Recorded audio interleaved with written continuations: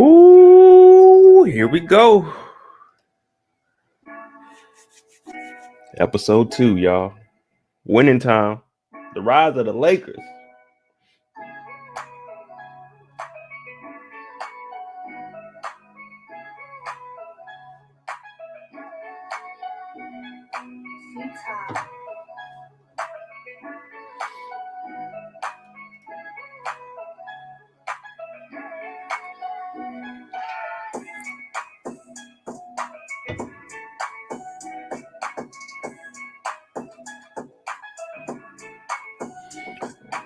Let a few people get up in here. You know what I'm saying? It's our first time going live on Monday for winning time.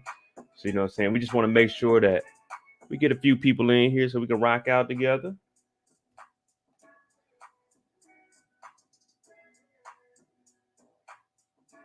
Yeah, this is episode 2 of Winning Time. I'm MoedotJ. We will be going live every Monday night, following up Winning Time and doing our live after show. I know it's the first time, so we might not have a lot of people joining in here tonight, but that's fine. That is fine.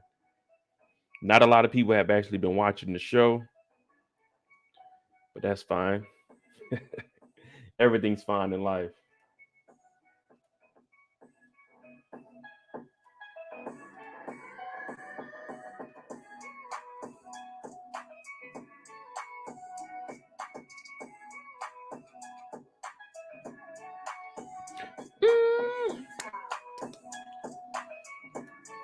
Here they go. They're starting to roll in now. This is Winning Time, episode 2. It's our first time going live. When you come in, hit that like button. You know what I'm saying? We're going to break the show down like no one else is breaking the show down. We're going to bring up facts. We're going to bring up articles. We do all of that over here, but we have a fun time.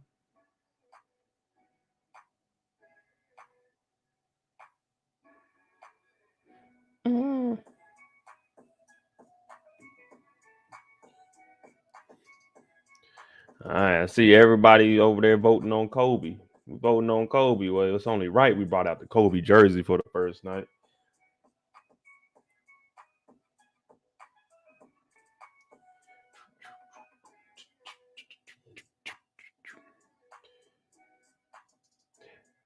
What do you guys think of it? Go ahead and let me know what's your rating of the show so far. I know we only got 2 episodes in, and it's something new. A lot of people haven't actually watched it yet. But let me know what you guys think. What are you rating on a scale of 1 to 10?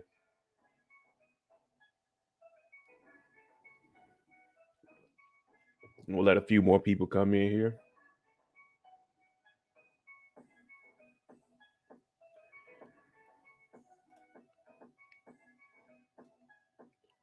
But yeah, drop your ratings. Of course, go over and let me know who your favorite Laker is so we can, you know, saying debunk a few things, see who was really loved and who wasn't, you know what I'm saying? Like they told Paul Pierce, oh, you thought you was Kobe? They ain't love you like that.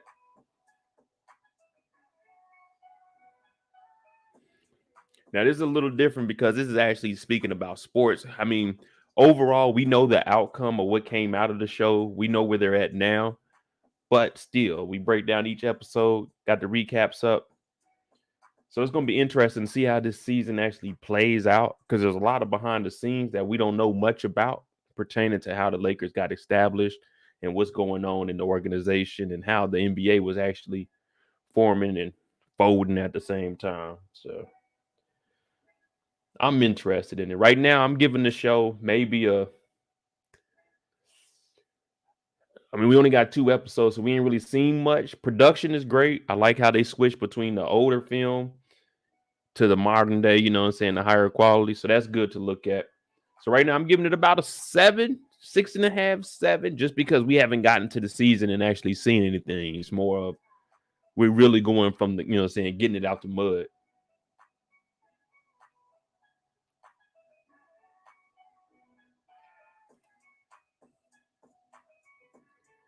Yeah, Neek, you know what I'm saying? Look, when it come to jerseys, couldn't nobody mess with your boy when it came to jerseys. You know what I'm saying? Every Monday when we do this, I'm gonna have a different jersey on, guaranteed. We can do this. How many weeks is it in the year? 52 weeks. Oh, we could do that. You could give us 2 years straight. We could do that. We could put new jerseys on every single Monday. You know what I'm saying? We could do that. When it came to throwbacks, I am that nigga. You know what I'm saying? We got the Kobe Minnesota. You know what I'm saying? When they were the light blue in Minnesota, we got the Kobe throwback on. This the real deal, y'all. This that Mitchell and Ness shit. You know what I'm saying? We got the Kobe on. This is big though, because I bought these back when 3XL and everything was in style. But you know what I'm saying? We got the jerseys. We got the jerseys. And I'm not even a Lakers fan. I just like the blue. I said, ooh, let me get that. But I'd be damned if I'm walking around with a Derek Fisher jersey on or a Shaq jersey. Now, I'd get a Shaq Orlando jersey, but I wouldn't get no Shaq Lakers jersey. You know what I'm saying? I ain't getting no Shaq Cavs jersey, Shaq Suns jersey, Shaq Celtics jersey. Oh, no. I got one Laker jersey, and it's this one. I also don't have no Heat jerseys either. I ain't no fan of them. But, you know, it's like blue. You know what I'm saying? I had the blue whip, so I had to come, you know what I'm saying, get the blue. That's back in my younger days. Neek, have you actually watched the show, though?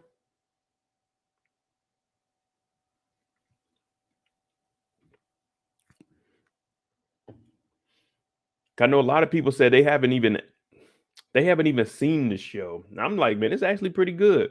Like I said, I only give it about a 6.5, 7. But I could see that, you know, saying the actors that they got, they actually lined up with the characters and how they look. John C. Reilly, I like him. Funny. So it's like, all right, cool. Let's get it. Well, since this is our first time doing this on a Monday, it might not be as long. We'll see. But I'm MoedotJ. We go live 4 nights a week, Monday, Thursday, Friday, Sunday, 9 p.m. Eastern. Each day we have a specific show that we talk about for maybe like the first 2 hours, and then we have free time at the end where you can talk about any show. I don't care about what you talk about in the chat as long as you're respectful. Pertaining to the show, I open up the link probably about an hour and a half, 2 hours, so you can come on and tell me what you think. But yeah, it's a fun place. I'm Mo. You all are the Moettes. I know you're probably thinking, man, we guys. Moettes, we talking about the bottle. You know what I'm saying? We pop champagne over here and we have fun. So today we're going to start off. I don't even know who we're going to start off with.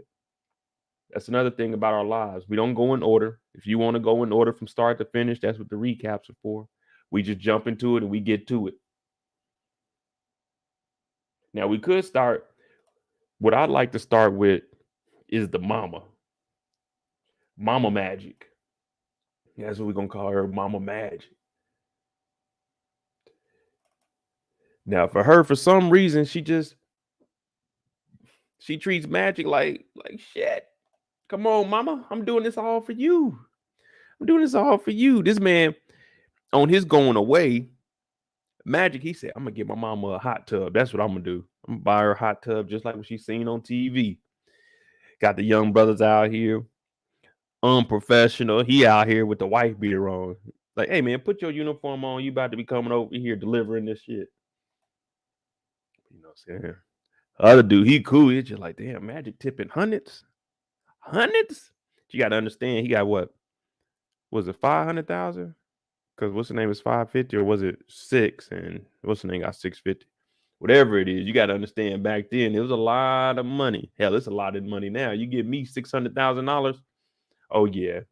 I could make that last at least 600. I could probably make 600K last 10, 15 years.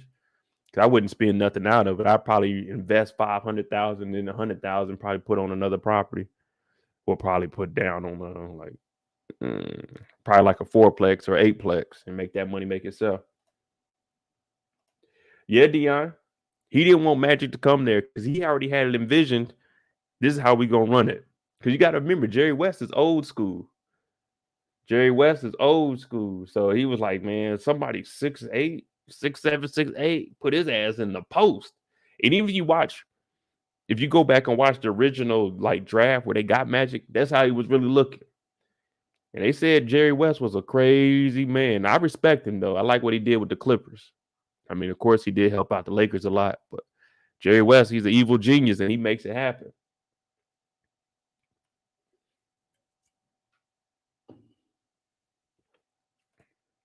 Neek said he got that money and it's burning a hole in his pocket. Yeah, he out here wilding out. He knew good and damn well his mama ain't want no damn tub, even though she acted like she wanted it. She didn't want it from him. Now Pops would have brought it home. Then all right, cool. But yeah, this man got it out here. This boy ain't got no shame. He like, hey, Magic, is it real? They gave you 500 bands. They gave you 500 bands. Magic like, yeah, they sure did. Now y'all know how these little going away parties are, especially if you the man. Like I had a going away when I first went to Germany. It wasn't like this though. I ain't just had the little freaks like Magic did. You know what I'm saying? Look at her. She over there. Who she sitting with? Look at her. I ain't had nothing limb at the spot. I just went over to Germany. I ain't, you know what I'm saying? I ain't get to do the Magic going away. But it is what it is. But the good thing is everybody love Magic except for his damn mama. She out here, she'll tell everybody else, oh, Magic, he's so good. He's so good. Ooh, you see my son? Ooh. Well, she don't call him she don't call him Magic, she call him Earvin, you know what I'm saying? Earvin. We don't go by no, you know what I'm saying? We don't go by no Magic up in here.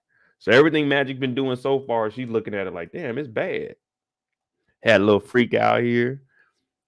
Mama is upset. All he was doing is trying to get her exactly what she had asking for. He took her in there. He just spent all his money. That bathtub, little hot tub, probably cost back then probably like $2,500, maybe $3,000. She went in there and said, ugh, what is this? Like, Mama, this is what you've been watching TV for, salivating over.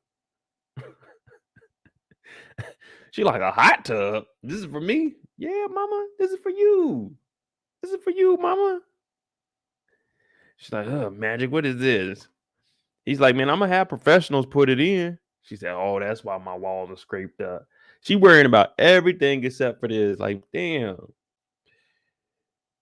Now, you know when you hear people say, dang, who hurt you? Magic Mama hurt him. Magic Mama hurt him. So that's why he was looking for validation from all the women, because his mama hurt him. Who hurt you? Shit, Mama Magic. I got this big ass tub in here. Knowing damn well that thing about to run that water bill up. She gonna be in that as soon as Magic leave and that thing get hooked up. She gonna be in there sipping her wine, kick back just like the white lady. Like, damn, Mama Magic. Damn, Mama Magic. I thought you ain't want it. You told me you didn't want it. DeVaughn said Magic had them back seats hot and stinking. Hot and stinking. He was in that big ass Cadillac too. It's probably like a Lincoln or something. I got to go back and look. It probably wasn't even either one of them. But yeah, Mama. What do y'all think about Mom? Why do you think that Mama was acting like this? You know what I'm saying? Magic's out here doing this thing. Of course, she didn't like the name Magic, but come on, Ma.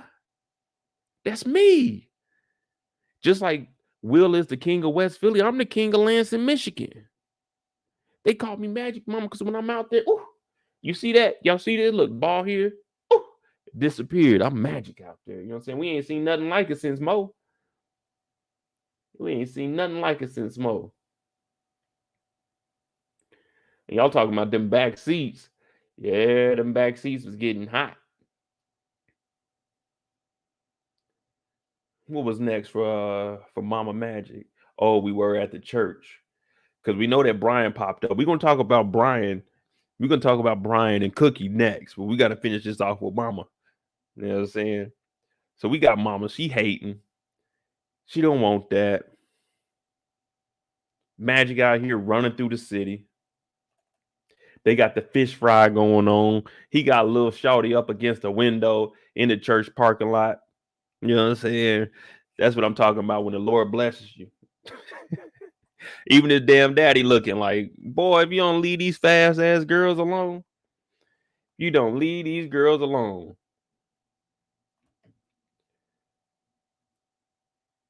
Was Magic one of the first to stop going to school to pursue ball? I feel like that's why she's mad. Well, yeah, he was the first in the family to go to school, but he was smart about it. You remember he told Cook, the old owner, he was like, look, I want this money, and then I want you to pay for my tuition so I can go ahead and finish school for my mama. Now she wanted them to go straight to school and stay in there so they can continue to struggle. Pops can drive the trash truck. He was still going to go to school, and he's betting on himself, and he was doing everything for mama. But Mama Magic, she don't like that. Look at her. She even hating out here. And you already know how the pastor is. The pastor talking about, hey, boy, you know, them stained glass windows, they need a little touching up. I would have told pastor, okay, go in that collection plate. That's what that's for. My pockets is not a donation plate to the church.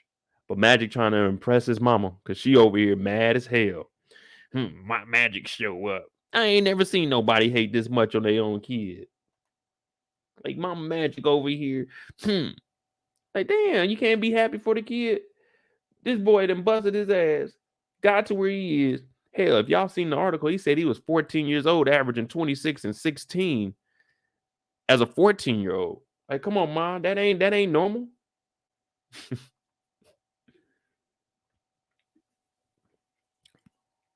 But let me stop drinking while they at the church. Even though Magic had straight out the car, sex all on him, sweating, came over here and kissed his mama, kissed Cookie, like, hey, Magic, you wilding out, brother.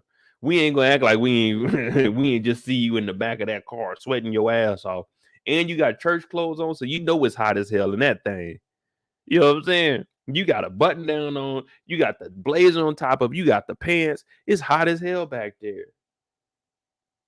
Breathing all hard, talking about, whew, I needed that. Well, let me tell y'all something. What needed to happen was Magic. Magic needed to be stopped back in 1972. That's what needed to happen. He out there wilding out in the church parking lot. Like, everybody's like, hey, where's Magic at? I heard him in the car. I mean, it's 80 degrees outside, but the windows are fogged up in there. What they doing over there? Oh, that's just Magic being Magic, doing his magic trick, pulling a rabbit out the hat. Like, God damn it, Magic again? On church grounds? Come on, Magic. What up, Kendall? What up? Yeah, Nick, he was out of line. He ain't stopped by the bathroom, nothing. He just hopped up. And on top of that, he was doing all of this with his jacket on. He all uncomfortable. You know, you have your suit on. You can't really move your arms like you want to. You know what I'm saying? And he big. He big. This is 1972. You know what I'm saying? He big as hell. So you know he ain't moving around. Well, it ain't 72 because he got drafted in what, 80? 81? Yeah, 80. Yeah. Well, whatever it is, he big as hell. So like getting custom fitted suits.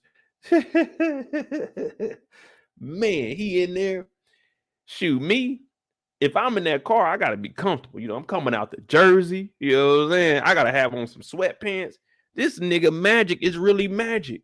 First of all, this nigga is 6'8". He was in the back seat in a suit maneuvering. I can't maneuver in the back seat. How Magic doing this? He's Magic. Y'all see it? Now you see it. Now you don't. Magic is Magic. But this man needed to be stopped. He was on another level, even back then. If Magic was in today's era, this nigga will be what you guys call a red flag. As soon as Magic get off the court, y'all think Future is bad. This nigga Magic was on a whole nother level. This nigga had sex in the church parking lot in a full suit, midday, summer, hot as hell, didn't do nothing. No mouthwash, no toothbrush. This nigga went straight to his mama and kissed her on the cheek, kissed Cookie on the cheek in front of Bryant. This is a nasty nigga.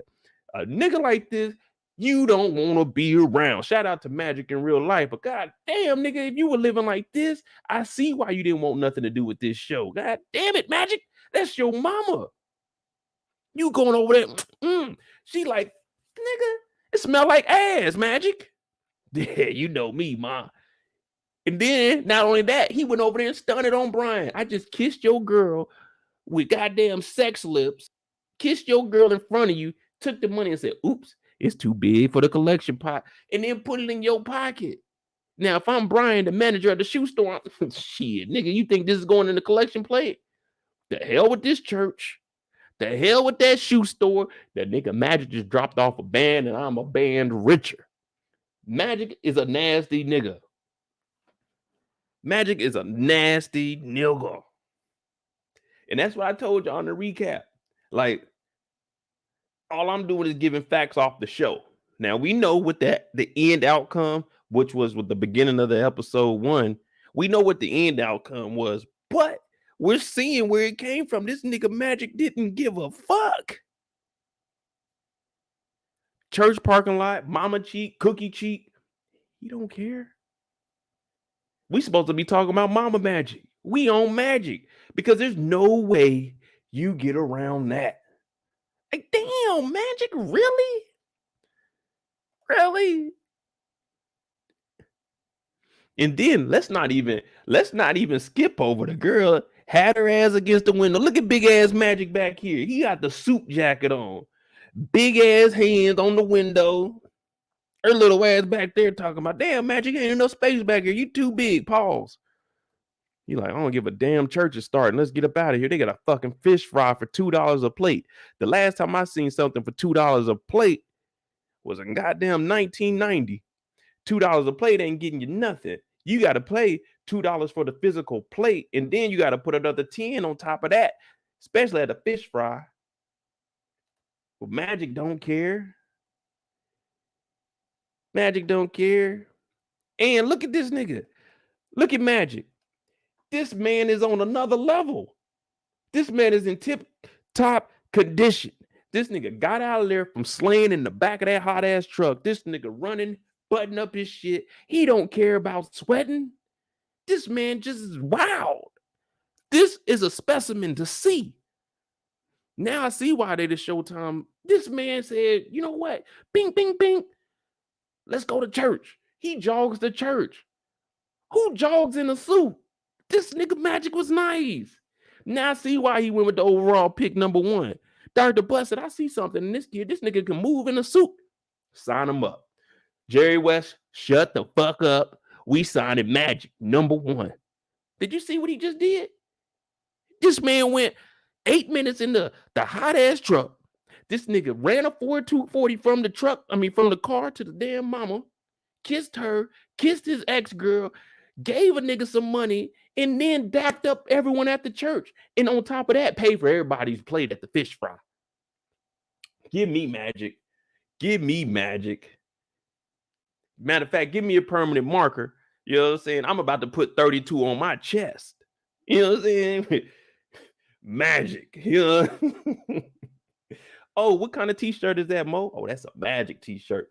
What can you do with that? Just watch episode 2. I'll tell you what I can do with that. But anyway, let's continue on with Mama.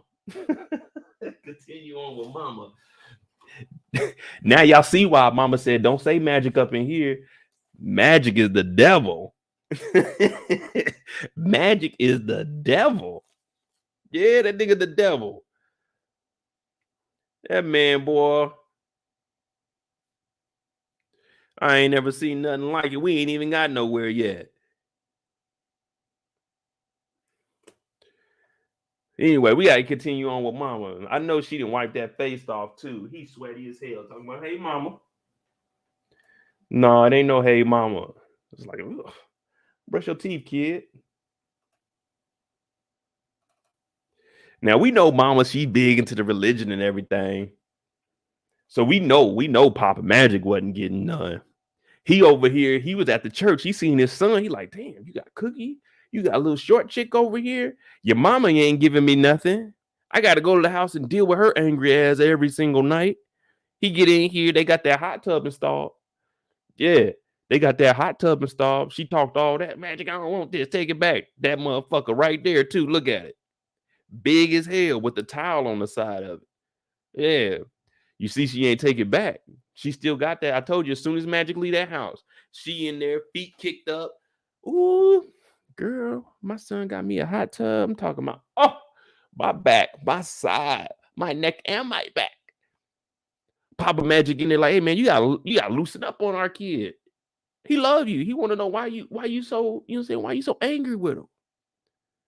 This man just signed the contract. I was talking about take 300, 200,000, whatever they offered at first. This man bet on himself and they gave this man 500. Come on, baby. Get right. We ain't got to work no more. Magic, everything he did, it paid off. Look at her. She ain't trying to hear it. All my man is trying to do is get a little bit of loving. Look, he trying to get a little bit of loving. He done went so far left. He over here twerking for his wife, talking about, let me get some of that. Like, what? You got to do all this to get some? And look at her. Look at she into the church, but where that hand at? Where that hand at? We see you, Mama Magic. You talking about magic out here. Yeah. That's why we call you Mama Magic. You did a magic trick. You went from religion to smacking ass. You went from religion to, ooh, Papa Magic, turn your ass around. Like, damn, okay, we see you. We see you. We knew that wasn't out of your system. We knew that wasn't out your system. Look, she got that big ass grin on it too. Like, shit, it's been a while. It's been a while. You're like, yeah, I know it has. Fucking 15 years, I ain't got a piece of that. Look at you like, you're like, hey now, calm down. Calm down, because I know how you get. You know what I'm saying? On Don't Be a Menace when they're in the back of that postal truck. And she's like, I'm shy. And she got up on top. She's like, you ain't going nowhere, nigga. That's how Mama Magic is. You get her excited. She go, ooh, she gonna go for it. She gonna go for it. But they married, so they can do whatever they want. Matter of fact, I know Papa Magic was like, hey, turn them jets on in there. Let's go ahead and get in that. You getting in that thing. You're like, ooh, shit. Damn.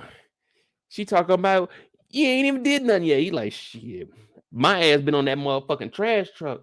This goddamn massaging this. Ooh, shit. Don't say nothing. That motherfucker hitting his back. Look how he arched right here. Pause. He's like, ooh, damn. Ooh, Magic. Hey, we might have to continue this in the room because I ain't had no luxury bath in a minute. Oh, girl. Oh. Y'all know how them jets get up on you. Like, oh, damn. You know what I'm saying? You worked all day. I know a lot of the people in here, like my boy Trill, we used to wear, well, he's still in the, you know what I'm saying? He's still in the service, but we used to wear them boots. You take them boots off, put that thing in front of that massager. Oh, you're like, God damn. Oh, you know how a dog, you know what I'm saying? You be rubbing behind their neck and that foot get the, like that. Ooh, you in that. Ooh. You don't want to have no fun in that thing. Especially as a man, you know what I'm saying? You get in there, that water get to hitting you on your back, and the lower back, you're like, hey, yo, whoa, wait a minute. Whoa, hey, yo, whoa, how do we turn this jet off? I don't want that thing hitting me on my lower back. You know what I'm saying? I do not want that thing. Hey, yo. We turn the massages off. Turn the massages off.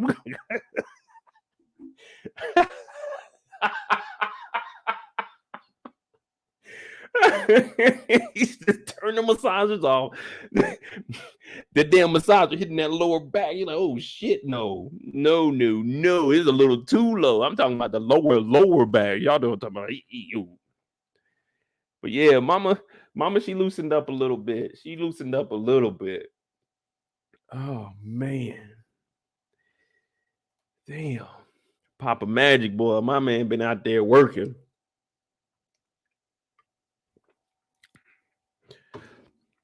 But he got her to loosen up. And he told Magic, you know what I'm saying? She's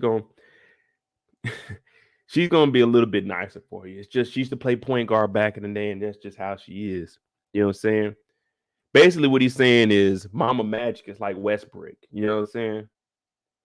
They used to be good back in the day. Now they all washed up, but they still acting like they top dogs. Oh, I love this show because I get to throw shots at the Lakers. Oh man. But yeah, you know what I'm saying? He got him some like you know what I'm saying? After this, he got him some. It may have just been some cuddling and kissing, but he got a little bit of something. It's some progress. Now, let's get on Miss Cookie. Now, we already know that she separated herself away from Magic a little bit. You know what I'm saying? She told him, you can go off to LA, you're going to go do your thing. I'm just going to be here. So, we're going to make it happen. You know what I'm saying? We're going to make it happen. You go do your thing, and I'm going to be a friend for you. Now, of course, y'all remember on 5 Heartbeats when the 2 cousins that lived in the house, they came up the duck talking about, yeah, man, we got a little rap duo. That always happens. When you the person making the money in the family, everybody got a business idea. They talking about Tasty Ice, a Johnson Enterprise. Of course, they got the idea, but they want Magic to do the funding. So Magic's listening to it. He's like, hey, man, come up with a business plan or something. Like, look at this cousin. Look at this cousin. No, sirree, Bob. I'm not doing anything with you. Now, if you can come up with a game plan, all right, cool. But this cousin, hell no. This nigga looking at Magic like, yeah, Magic, we got that tasty ice. We gonna sell ice. It's gonna have some flavor to it. Like ain't nobody else got. I'm like, I don't know. We might need a business plan for this because this sounds like some janky shit. You know what I'm saying? This sounds like something where they working for Big Worm. Tasty ice. So you want to go to California with me and open an ice stand? That's what you want to do? Yeah, man, Magic, come on, man. We got that flavor. I'll think about it. I'll put like $1,000 into it, $2,000. Y'all can stay at my pad, but I'm not gonna put too much in it. I mean, what do y'all need? A machine and then something that makes ice and just get the flavors? And we don't see about that. But he ain't really paying no attention. He's just like, yeah, it sounds good. Now we know, look at mama. Y'all wouldn't believe it. My son got me a hot tub like that white lady. Ooh, and me and Papa Magic, we done already got ready to use that thing one time. And ooh, let me tell y'all, it sets it off. Now, this lady right here, she said, I could use a massage. Is it all right if I use that tub? Mama Magic's like, I like you, but no. You're not getting your ass in my hot tub. Nope. Not at all. Now, look, y'all thought I was joking, didn't y'all? You remember when I went in on JP with them old ass TV trays? Look at them right here. The metal ones. This is how JP's living. This is how JP's living right now in 2022. Like, bro, you stuck, man. You stuck in the past. You got to get up out of that. But, you know what I'm saying? Cookie ends up showing up. Now, I don't know, and I don't understand this. I won't call her an ex. I had a woman I was dealing with, and she told me like 2 years ago or before the pandemic, she pulled up to my mama and daddy house. She's like, oh, I was in your parents' neighborhood. I said, why are you over there? Don't be going to see my parents. I don't talk to you no more. We cool, but don't be just showing up to my parents' house. What kind of shit.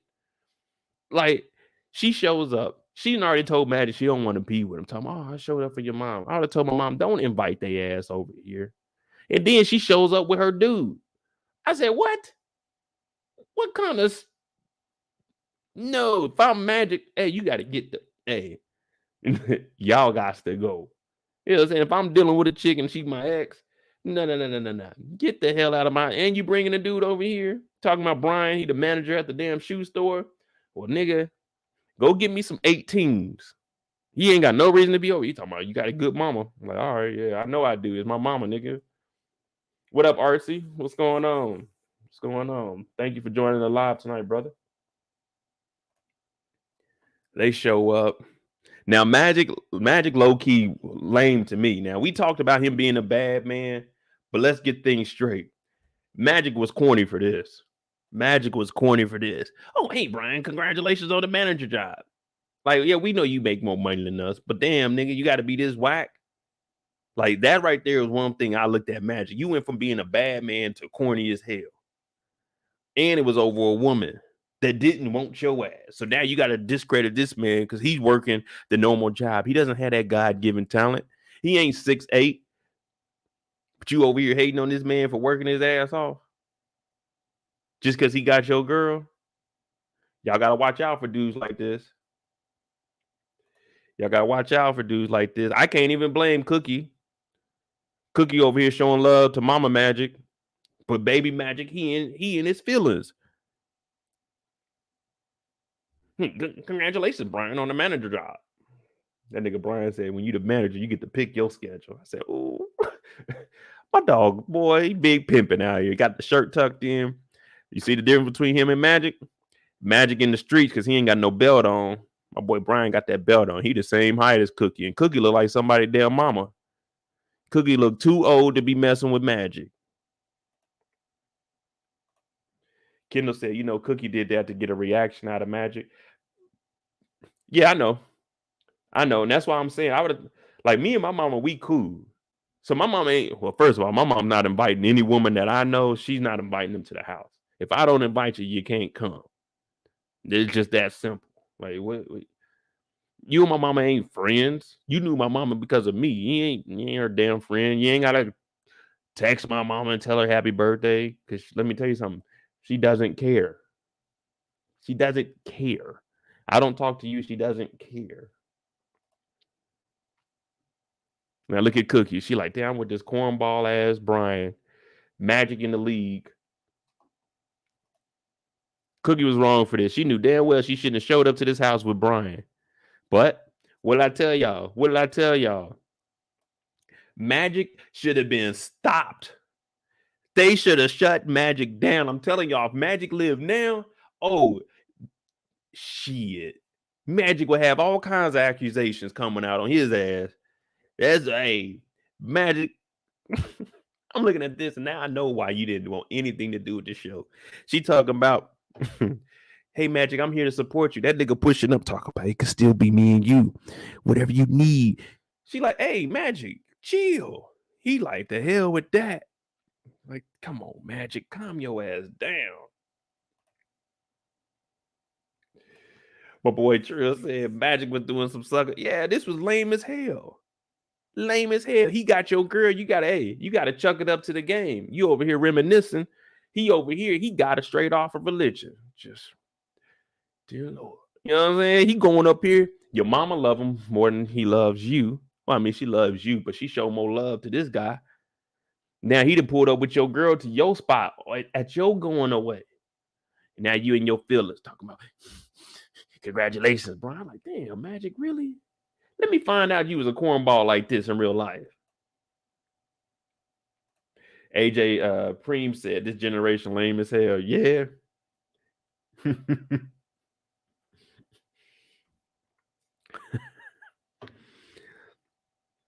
Oh man. AJ Preem, you said I disagree with the JP comment you said earlier. I would love to live in the past. Old is gold. Yeah, old is gold if you don't owe $196,000. Right now, old is wood to this man. Like, it's a difference between living in the, you know what I'm saying, in the past than living in the past when you ain't got no money. JP ain't got no money, so he's forced to live in the past. That wasn't an option for him. He has to live like this.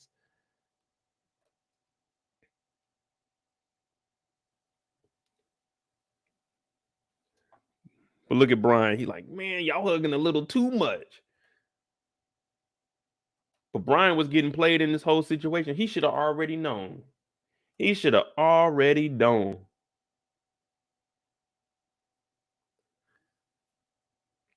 If they deal, to all my young fellas in here, if they dealt with a NBA player, football player, don't do anything with them. Don't do anything with them. Let me tell you, you're wasting your time. You're wasting your time. I can show y'all text message a girl talking about, oh, back in the day, I loved you, but you know, it was at the time I was dealing with a basketball player. I got another one that, you know, saying she got kids by a football player. I'm like, I don't care. It's no coming back to me. You went to that shit. Go live that life. Like, we don't care. You messing with a basketball player. Don't waste your time, fellas. Don't waste your time. Because you know when they say they settling, this is what they mean. I'm selling with Brian, the manager at the shoe store. Even though Brian got a good job. Brian is doing good. Lansing, Michigan as a manager, he's doing a good job.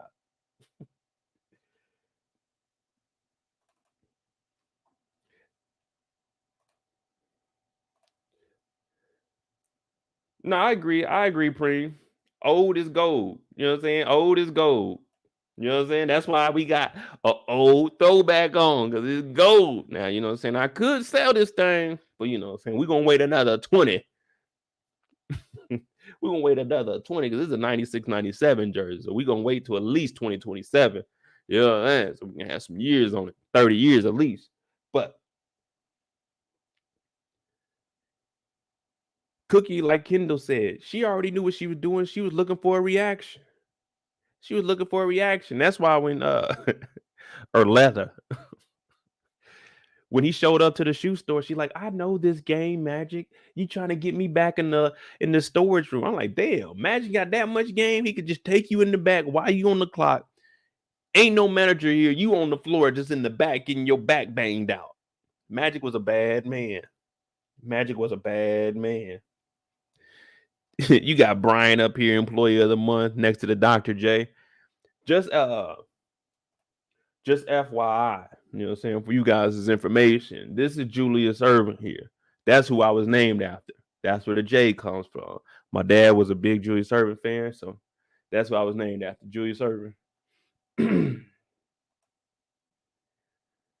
know, Dr. J, and that's where the J in my name comes from, Julius Earvin. Neek, yeah, Brian is the manager, and that's who she's dating right now. But he's not with her for her body. He's with her because of her spirit and her thoughts. You know what I'm saying? Stay wavy said, poor Brian. It's part of the game.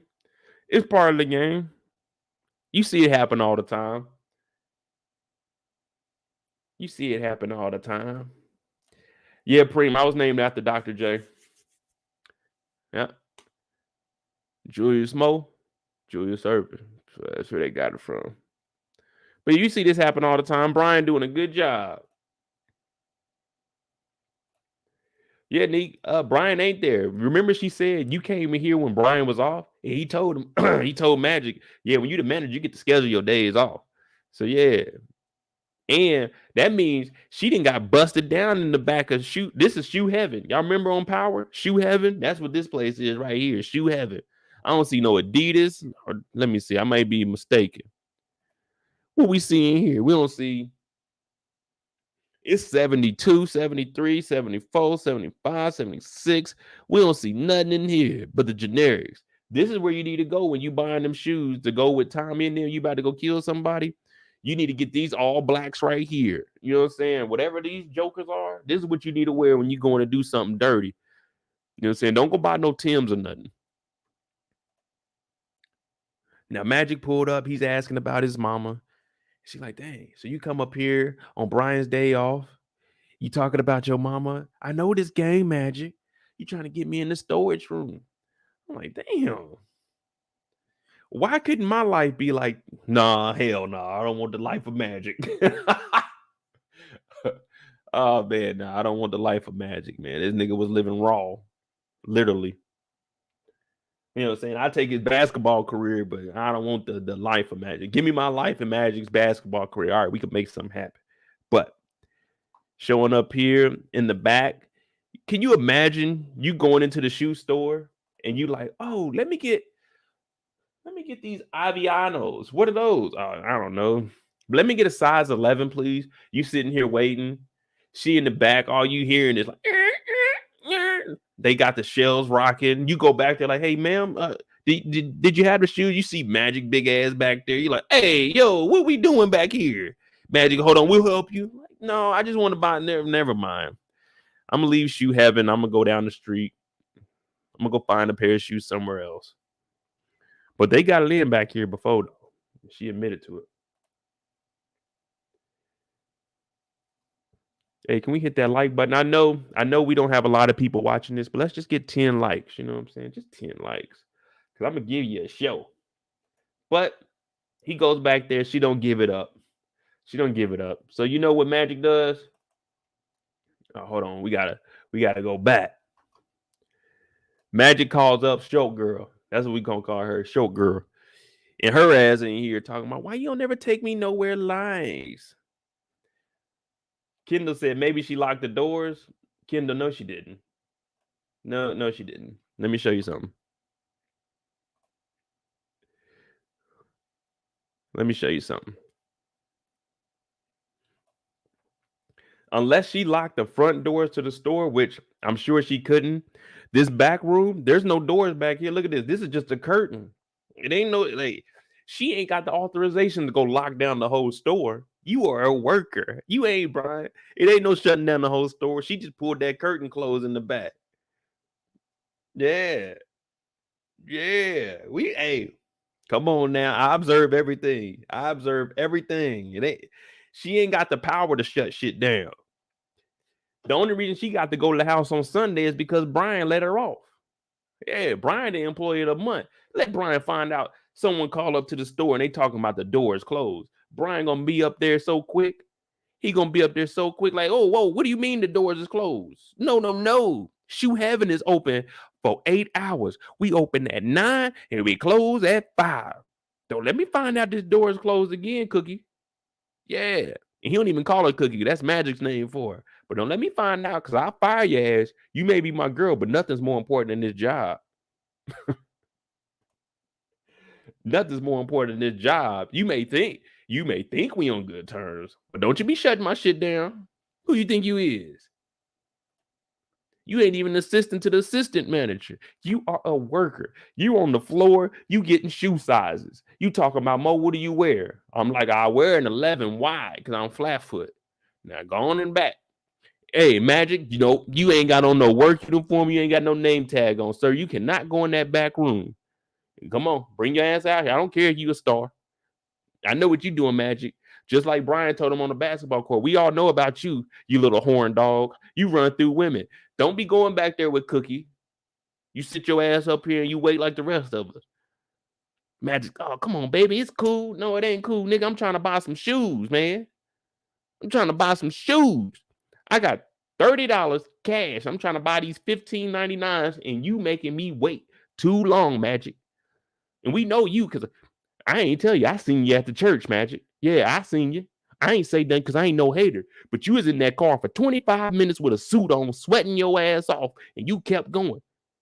I even knocked on the door and said, hey, man, you going to pay for this fish fry? You said, give me a minute. So don't go back there because we know Magic is about a 20 to 30-minute guy. Pause. Get your ass out of there, Magic. Get your ass out of there. Talking about, man, we gonna be right back. No, Magic, it ain't no right back with you, man. It ain't no right back with you, bro. Every time we see you, you got all the girls on you. You flashing all your money. Magic, we know you nice, nigga. We know you nice. I was 10th on the bench, bro. In practice, I used to be the nigga throwing it to you. I know you nice, bro. I know all the girls at school wanted you. You know what I'm saying? It was 2 black people on the team. It was me and you. And I was getting the kickback. You know what I'm saying? All the girls that you didn't have time for, I was getting them. So I know you, Magic. Don't tell me you're going to be back real quick. Because we know it ain't going to happen. And anybody walking around with a grin on their face and their hands in their pocket, they up to no good. Magic, get your ass from back there. Get your ass from back there, Magic. Oh, come on, brother. It ain't no brother. It ain't no brother. I feel like Trey right now, man. You turned your back on Michigan, man. You left school after 2 years, man. You turned your back on us to go to LA. You ain't got no love for us up here. Michigan State, my bad. You ain't got no love for us, Magic. You turned your back on us. You took all the girls. You got all the money. You got the flyers ride. You got VIP access to the back of the store. I don't want to hear that shit, Magic. You ain't with us. You ain't with us. Nah, brother, it's smooth. Magic. That little short girl you got, that was my girl. You took her from me, nigga. How she get an invite to your going away party and I ain't get one and I'm your dog? I'm on the team with you, Magic. No, Magic, we know you. We know you. And I'm going to be quick. No, Magic, no. Ain't nothing quick about Magic except for that goddamn pass. Magic got the little girl in the car. I ain't gonna say little girl, the little short girl. He in here wilding out. She talking about, why you don't ever take me nowhere nice? That nigga Magic is like, why? I banged you in the church parking lot. I'm banging you in the car here. That's what we do. We in the car. That's it. That's it. Magic's like, I like confined spaces. I like it steamy up in here. She talk, look, she's sweating her ass off. You see that gloss on her face? They both sweaty as a motherfucker. Hot as hell in there. Talk about, whoo. Nigga, roll them windows down. Or like my boy Cleveland from Family Guy said, ooh, let the stank out. She talking about I got accepted into UCLA. Since I know someone out in LA, we can hang out. That nigga Magic said, with all due respect, bitch, please. She talking about we can hang out. Why you don't ever take me nowhere nice? That nigga Magic said, nice. We in the whip. Oh, my uncle got a car dealership, a Mercedes. Oh, so you want me to spend money with your people, huh? If anybody tells me they people got a dealership or something, if I ain't going in there and getting no discount, fuck them. Because I know what y'all trying to do. Y'all trying to run me up. Y'all ain't gonna stick up a brother like me. Now she talking about, yeah, we get to LA. That nigga Magic said, do you know who I am? Fucking Magic Johnson. When I go to LA, I'm about to get the baddest of the baddest. I don't know if you heard or not, but me and Dr. Bus, I went into a club. I'm talking all celebrities. Miss December from Playboy was in that thing. You think I want to hang out with your ass as I didn't already knocked you down at the church parking lot and in this abandoned parking lot? And you trying to get me to go shop with your uncle? Shit. My name is Magic Johnson. I'm a motherfucking Laker. I don't know if you seen it or not. I held my... Yeah, we got a good team, but it's going to be exciting when I get here, and you ain't exciting. All you is a car girl. She talking about, let's go hang out. Shit. Get... Like Smokey did on Friday. Get the fuck out of here. She looking at him, smiling and stuff. Even Magic was like, I'll call you when I get some free time. That nigga ain't calling you. All you was some get back while Cookie is gone. He couldn't get that dark chocolate, so he had to get the medium chocolate. She talking about, yeah, Magic. Fantasizing in her head. She already got it planned out. We're gonna be living this movie star lifestyle when we get to look at Magic's face. She trying to get a kiss after they didn't they didn't got an hour in. I told y'all ain't nothing quick about Magic except for that pass. They didn't got 20 30 minutes in. She over here in his face, breath just a stinking. He like, ugh. Hey, look, what we do in this car is what we do, but you gotta calm your ass down. You know what I'm saying? Magic, like, I'm going to LA. We big timing now. But what does Magic do? What does Magic do? He goes back to lame mode. It ain't no way around it. Magic goes to lame mode. You doing all of this to impress Cookie when she already told you money doesn't matter to her.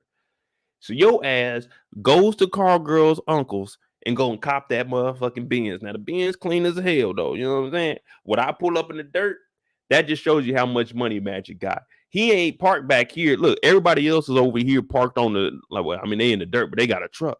It's the street back here. You got the ice cream truck. This nigga Magic said, I'm pulling up to the court. I'm talking about, I want my front tires to be on the 3-point line. He pulled up stunting like, I got the new Benz, drop top. He's listening to hip hop, the hip to the hip to the hip hop, and you don't stop. The rocket said the bang bang, boogie it up, jump. The boogie said the rubber the beat.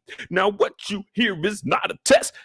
Everybody like, oh, Magic, that's that nigga Magic. The kids running up, you know what I'm saying? Like the ice cream man. Look, all the kids back here, they over at the ice cream man. Look at this. They at the ice cream man, like, fuck that ice cream. That nigga Magic just pulled up. That's that nigga Magic. That's my car. That's my pen. Hey, Magic, can I get in there? You know what I'm saying? And Magic is a man of the people. He over here like, oh, come on, kids, gather around. He just want to stun on everybody. He got that damn, I won't even say it's a Bose system and that thing probably like what they had back then. JVC, trash, but shit, he had that thing bumping though.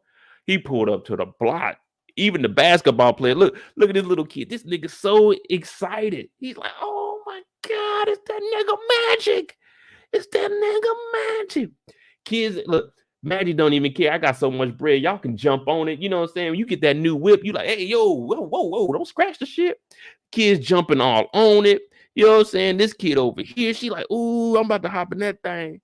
This little kid over here, hype as hell. I got a picture of him too. That nigga's like, oh, Magic. Watch this shit. I seen that, said, damn, that kid hype as hell. But I can only imagine coming up from nothing and Magic pulling up to the spot. Shit. You know what I'm saying? Hey, Magic, you need an assistant or something? You know what I'm saying? What's up? Holla at your boy. I ain't even got it. I thought I did, though. But yeah, shit. They pulled up. Everybody looking. Grown ass niggas on the court. Damn, look at Magic. That's that nigga. That's that nigga.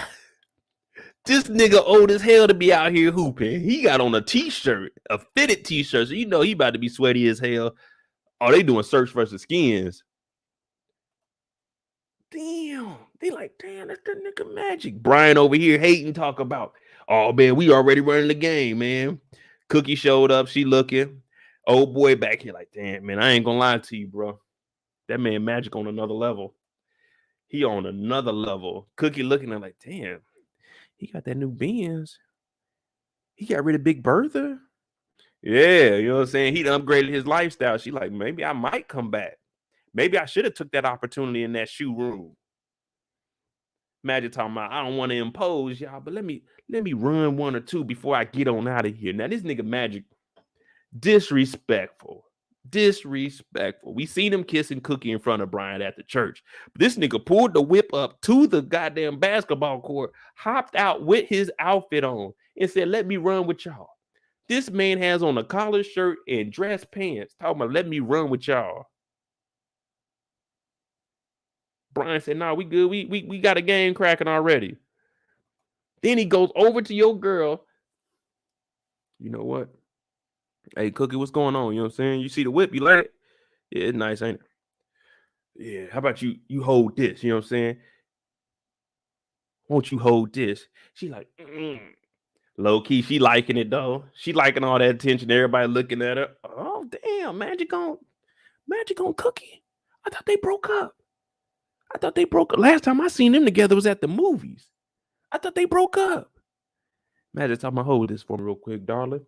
You know what I'm saying? Hold this for me. Now, Brian looking at that, he upset. I told y'all, this is a point where you got to fight this nigga Magic. Anybody come out there and disrespect you like this, you got to fight this man. That's just me. Especially Magic was getting disrespectful out there. Now, you got to remember, this is back in the 70s, early 80s.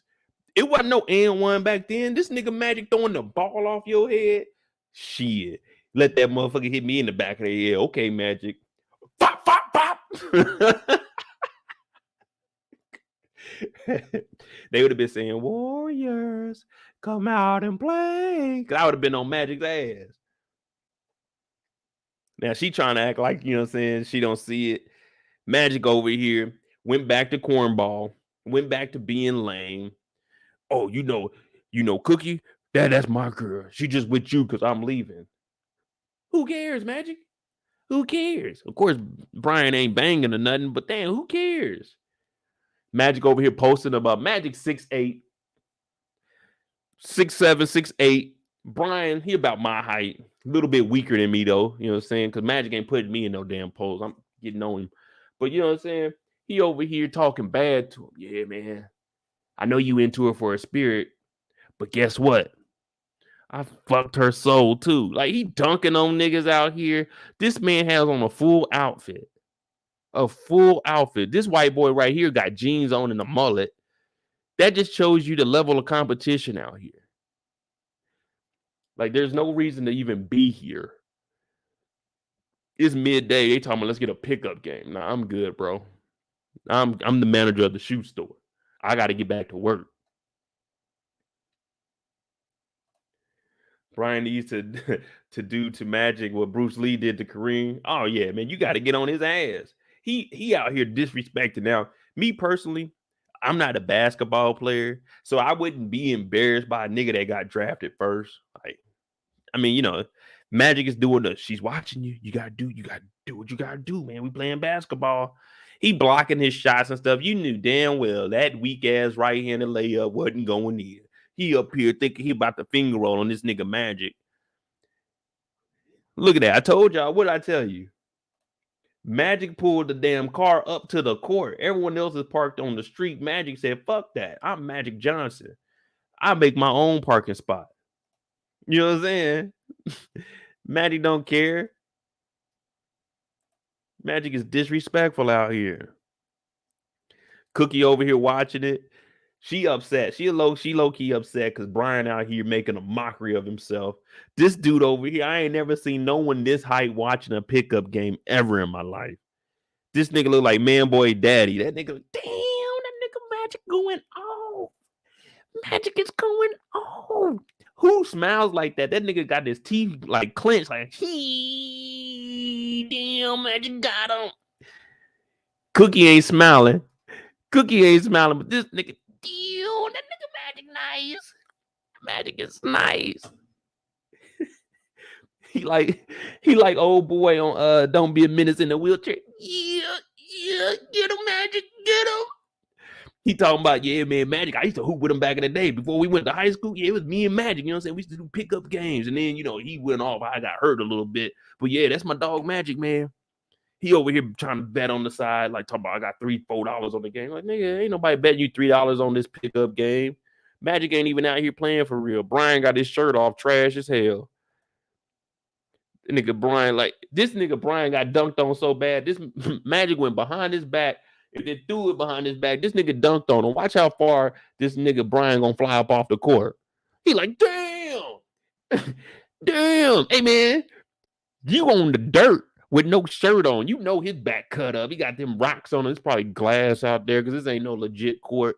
This nigga on the ground with no shirt on. Got dunked on, bro. First of all, this is a pickup game on the street. Now, I know it was different back then because, they didn't really have too many indoor courts. But ain't no one going this damn hard out here, potentially putting your life in danger to play some pickup game. This nigga Magic is a professional. And they got your 6-foot ass holding him. You probably like the second smallest dude on the court, and they talking about hold Magic. I'm not holding Magic. Now, I hold Magic, but if I'm Brian, you know damn well you ain't got that kind of skill. Now, Magic go off on me, then we're going to have some problems. And then he doing all of this hugging on you too, hot as hell. Talking about she watching you. She watching you. Like, man, I know she's watching me, nigga. She rolled with me. What else she going to be doing out here? But Brian, he just getting in his feelings now. You can't let somebody talk to you like this. They said Magic was a good shit talker.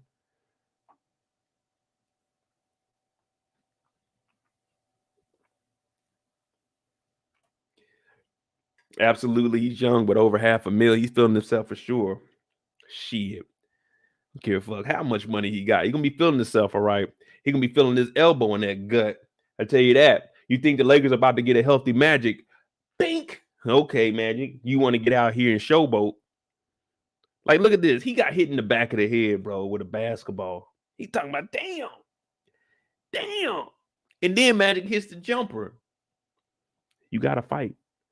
There's no coming back from this. You got to fight. You got to take what pride you have left, ball up them fists, and you just got to sneak that nigga Magic because he got you about 6-7 inches. You got to bow. You got to hit him as hard as possible because he's disrespecting you out here. And then you got to have some of the young niggas run his pockets. When they got done, he slammed the ball on his chest talking about, that's game, nigga. But guess what? Cookie still wants your boy. Yeah, you heard it from me firsthand. She still wants your boy. And he's looking at it. Magic, everyone knows about you, man. You just run through these women. And I'm not with Cookie because of her body. I'm here with her because of her mind, her spirituality. Magic said, I don't know what none of that shit is, but I want that body. I told y'all Magic is a bad man. This nigga needed to be stopped. But if you get hooped, like this is some serious cotton here. This is thick too. If you get hooped by somebody in a cotton polo with no buttons on it, yeah, you need to reevaluate playing basketball. You shouldn't be on that court anymore.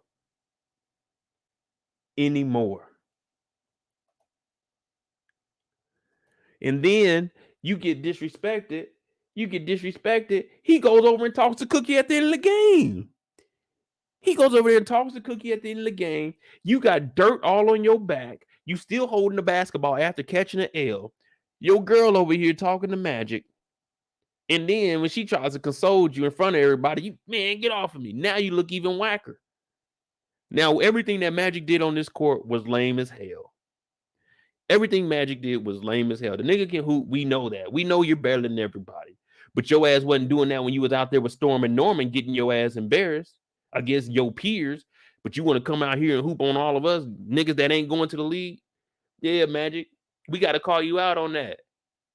You over here hooping your ass off. But we remember episode 1, your ass is sitting on the court crying. Yeah, we remember that when Storm and Norman told your ass, and that nigga Storm and Norman had a fucking mink on whooping your ass. He took the mink off, told your ass, what's up? What's up, nigga? Hitting your ass with pump face. You sliding around, but you want to come out here and stun on the niggas that ain't going to the league. Come on, Magic. Let me find out. Now, you had a hell of a career, but right now, what we judging off of what we see in your ass was lame as hell for this. All over a girl. All over a girl. You out here hooping against Brian, the shoe manager. This nigga Brian, the shoe manager, he ain't got the proper attire. He work at Shoe Heaven. Brian, the type of guy to go and get the cheapest pair of shoes in there, and I'm just going to wear that because I'm going to save my money. I'm the manager. I can do that.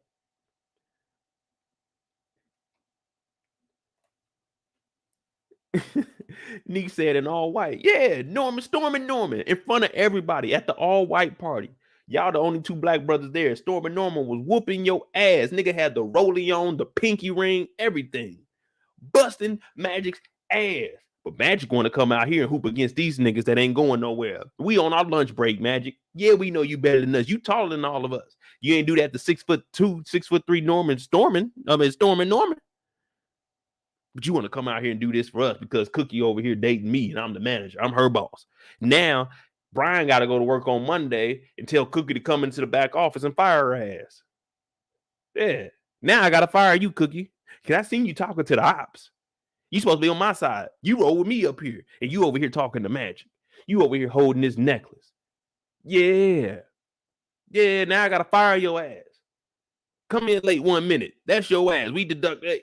That's an hour off. That's an hour off that pay. Now we on your ass because you didn't turn into an op. My back dirty as hell. I just got dunked on by some random nigga that I ain't even know could dunk. Magic came out here, beat me in some velvet. No, I'm done. I'm over with. I'm done. There is no longer Brian and Cookie. There's Brian, the store manager, and Cookie, the employee. We are no longer one. And don't let me find out you going over to Mama Magic's house either. That's my house. Mama Magic is my friend. I talk to her in church. We're done. That's it, ma'am. That is it. And nigga snatched away in front of everybody. Old boy, he looking like, where he at? Where he at? Come on, where he at? Where he at? All he heard was Storm and Norman getting mad. This dude right here, not Storm and Norman, he heard Brian. We're going to call him Bouncing Brian because he got bounced up off the court when he got dunked on. He like, damn, Bouncing Brian broke up with Cookie. I'm about to move in, especially with Magic leaving. Bouncing Brian. And then we already knew what was going on with Cookie. Her ass out there. Brian stormed off. She walking. That nigga Brian, hey, can we give a shout out to Brian though? Everything I just said makes sense. This nigga Brian got so mad at Cookie, this nigga drove off and left her at the court, made her ass walk. This nigga Brian is a G. This nigga left her at the court and made her ass walk. You want to talk to Magic? Well, boom. Go talk to Magic. You ain't riding with me. You thought you was about to ride with me after I seen you holding this nigga chain. You were talking to this nigga. You went and talked to Magic before you talked to me after I lost and you rolled with me. Yeah, okay. You know what? You working a double this weekend. You can go ahead and forget Sunday service. You ain't going to Kanye's Sunday service. Nope. Your ass is working. I'm talking about open to close. And your ass is going to work a double because we're going to bring your ass in on Monday too. Open to close. Matter of fact, this whole month, just be prepared. Monday through, I got to give you 1 day off. Monday through Friday, Saturday off, Sunday, you working, open to close. And matter of fact, walk your ass home. You want to hang out with Magic? Well, Van Moose, son of a... Yeah. Brian did the right thing. Brian said, I just got my ass whooped. My girl is talking to the ops. Walk. I don't want nothing to do with you. And of course, Magic being Magic, this man has to be stopped. This man has to be stopped. The signs were there. This nigga Magic was aggressive. Now, I normally don't call people out, but goddamn it, Magic, come on. This nigga grabbed her, talking, where you going? It's supposed to be us. Wherever I go, you go. Is she just falling for it? She just falling for it. Using Brian. What did I tell you guys, though, when they came to the house? If they mess with players that are potentially going pro or in the pros, leave them alone. They gone. There ain't no coming back to you.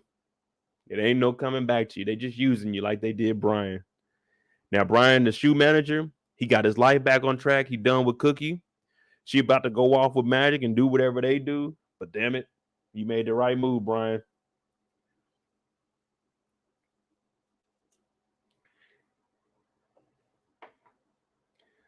Back dirty as hell.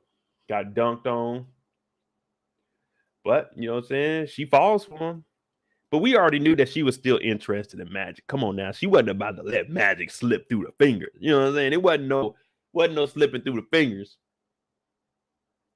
She said, I'm going to give Magic some time, and then, you know what I'm saying, we're going to get back together. Now, I'm about to grab me another drink. Y'all make sure y'all hit that like button for me, please. I know we don't have many in here. That's because a lot of people haven't got on the winning time. But I'm MoedotJ. We go live 4 nights a week, Monday, Thursday, Friday, Sunday, 9 p.m. Eastern. I'm going to go grab me a drink. Y'all hit that like button. I know it ain't a lot of us in here, but shit, we got a lot to go through. I'll be right back.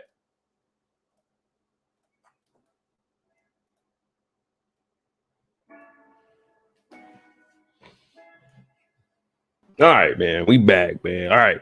We got to get off of Magic. This man, Magic, was wild, man. He needed to be stopped early.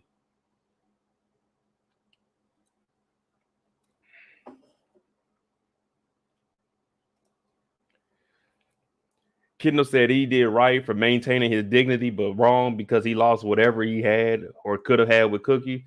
He couldn't have had nothing with Cookie. That whole relationship would have been fake. This whole time she wanted Magic.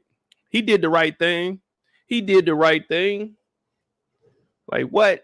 You about to be with this chick and you know that Magic still be talking to her, that nigga kissing her on the cheek, and she ain't telling him to stop. She taking deep hugs like they ain't seen each other in 35 years when she was just on the porch last week. Hell no. Brian did the right thing and left Cookie. Cookie was for Magic. That's who Cookie was for. Magic and Cookie. That was it. There was never going to be a Brian and Cookie. Even Magic knew that from when they first showed up. He said, oh, you're just trying to do this to make me feel a certain way.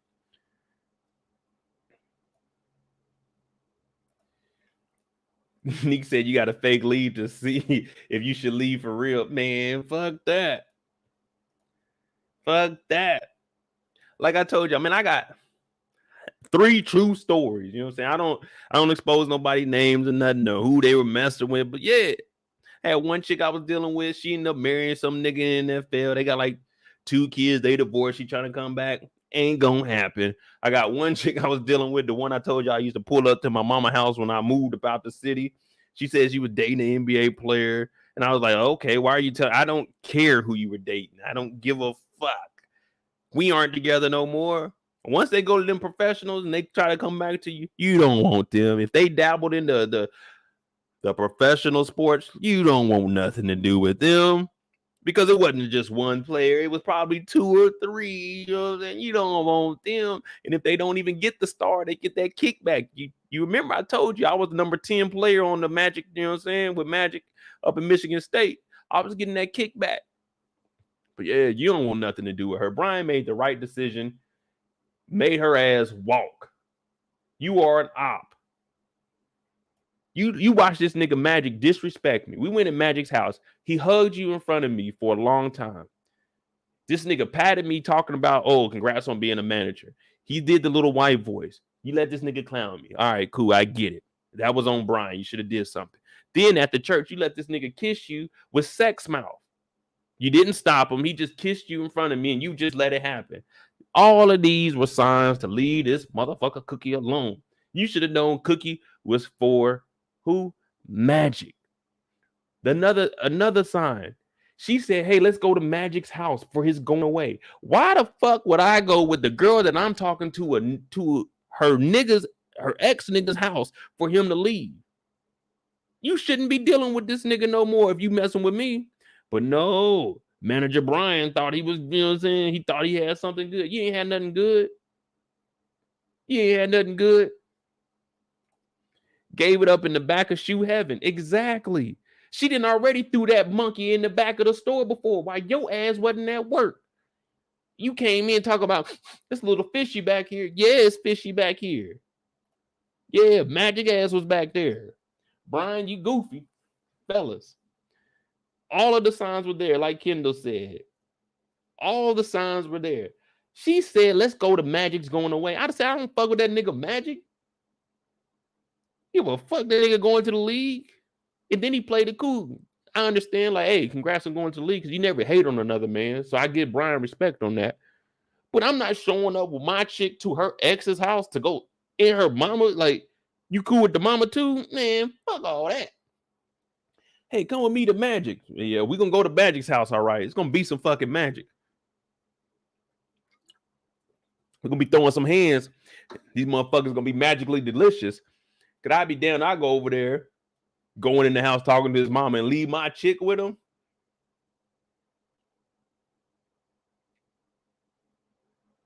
Now, I ain't rich.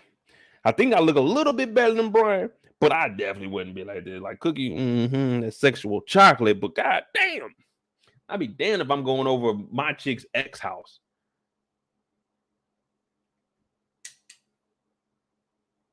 Neek, what is that face for? What is that face for?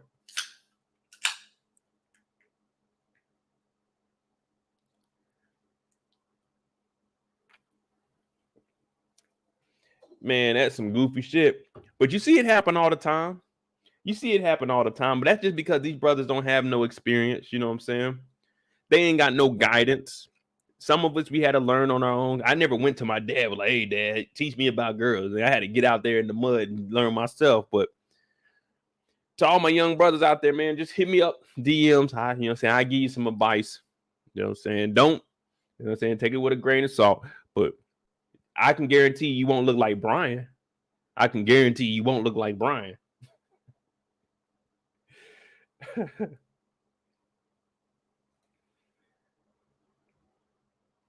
Ruth said some things about your good health are irreversible. Can't ever get it back. Their outcome is sad. Yeah. The only thing I can say about this is they're about 18, 19 years old at this point. So it's good that Brian got to experience this hurt younger. You know what I'm saying? You don't want to experience that in your 30s. But man, let's get off of that because this ain't no relationship channel. But I don't want my brothers out here looking like suckers. And ladies, I don't want y'all looking bad either. I don't want y'all looking bad either. We got to get on Stay Wavy said Magic got the cure. He's straight. I don't give a fuck what the nigga got. Give a damn what that nigga got. Hey, pandemic. Hey, dap up that elbow, my G. You know what I'm saying? I fuck with Magic. Pause. You know what I'm saying? Business decisions. Oh, yeah. You know what I'm saying? We all make mistakes in life. We have accidents. You know what I'm saying? But we ain't got to that point yet. Right now, my dog, he's straight.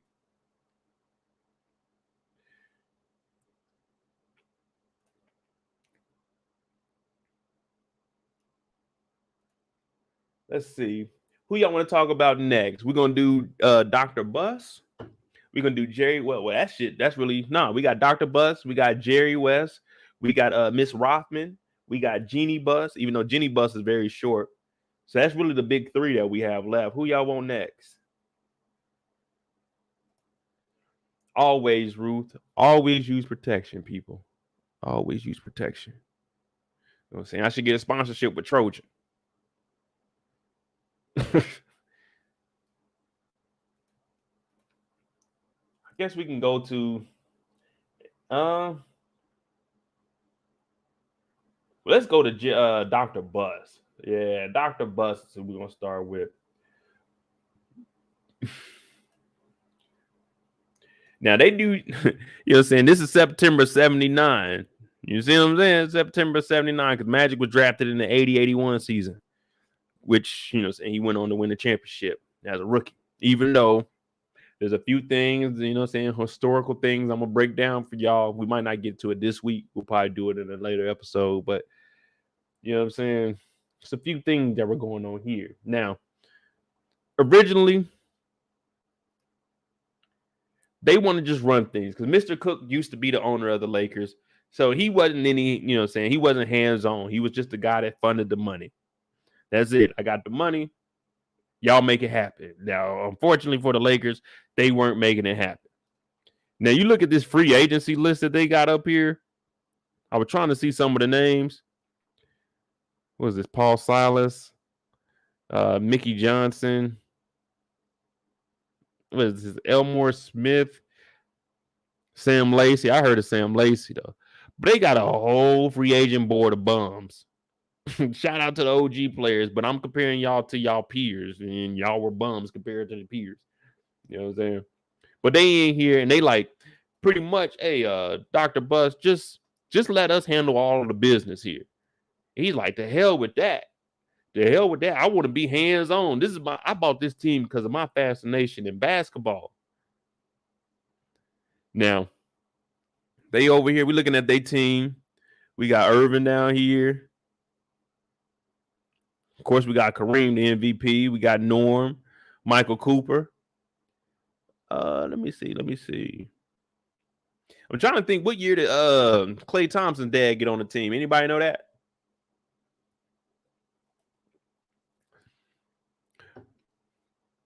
But let me point something out for y'all real quick. You know, everybody talking about, oh, the gas prices, they're so high now up under Trump. Up under Biden.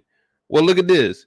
The fucking budget back in 79 was 4.1 million. That's just like like 175 million is the cap now. It's called inflation. It happens with everything. There's no control over it. It's gonna happen. Imagine still living in the era where it was 4.1 million for a team. Yeah, it's gonna happen. The price always goes up. The price today is not the price tomorrow. That's like me saying, man, it was an all-time high when Trump was in office, because when I first got my first whip and Bush was in office, I paid $1.20. So that nigga Trump upped it from $1.20 to goddamn $4.80. Yeah, but they don't look it like that. You know what I'm saying? Niggas just get to talking, don't know shit about economics. They just running their mouth.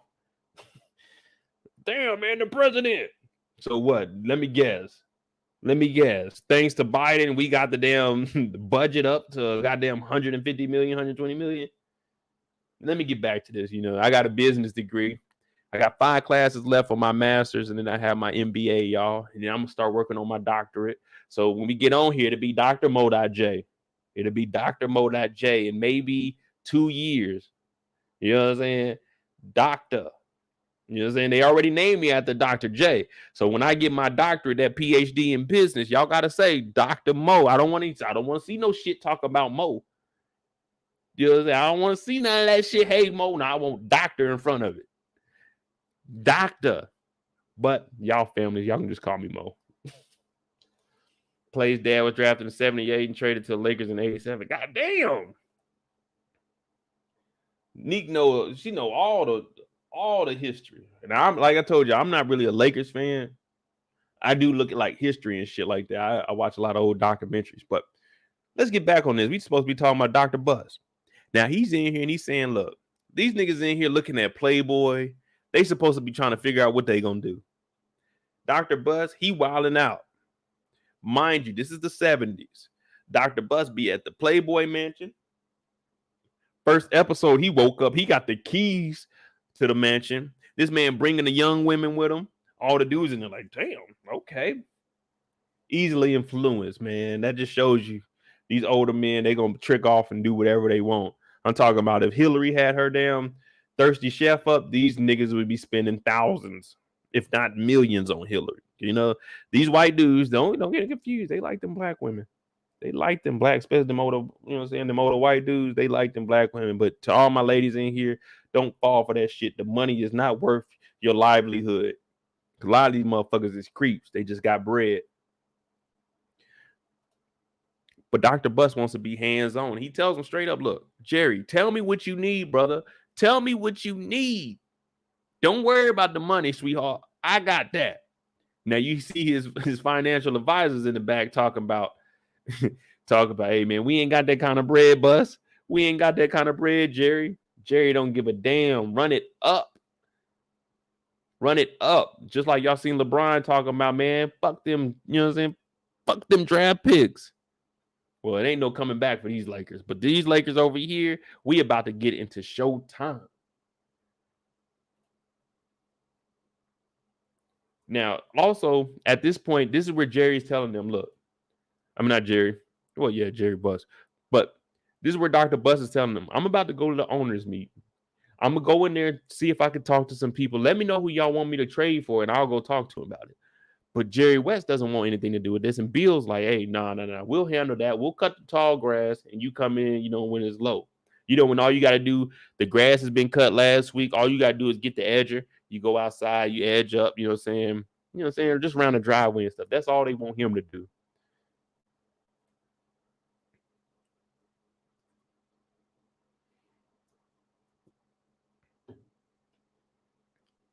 Oh, yeah, Ruth. Thanks for that. Congrats on the degrees. Very proud of you.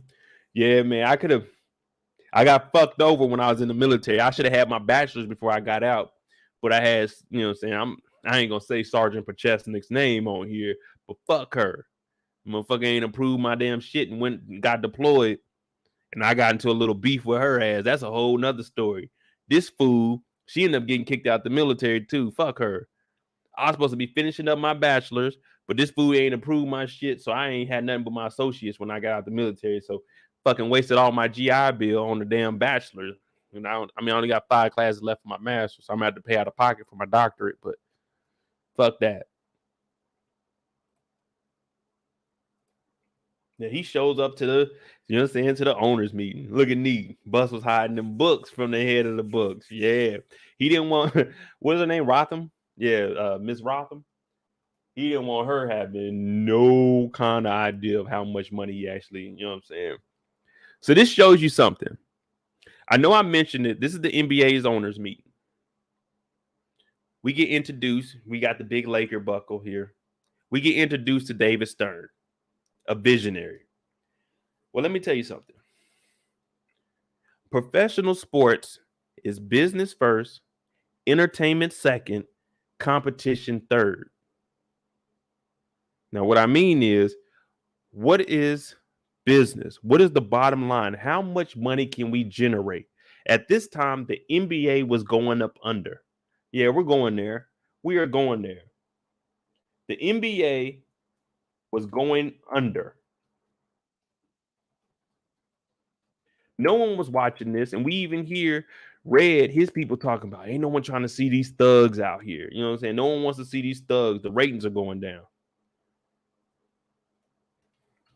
Hold on, let me bring it up for y'all.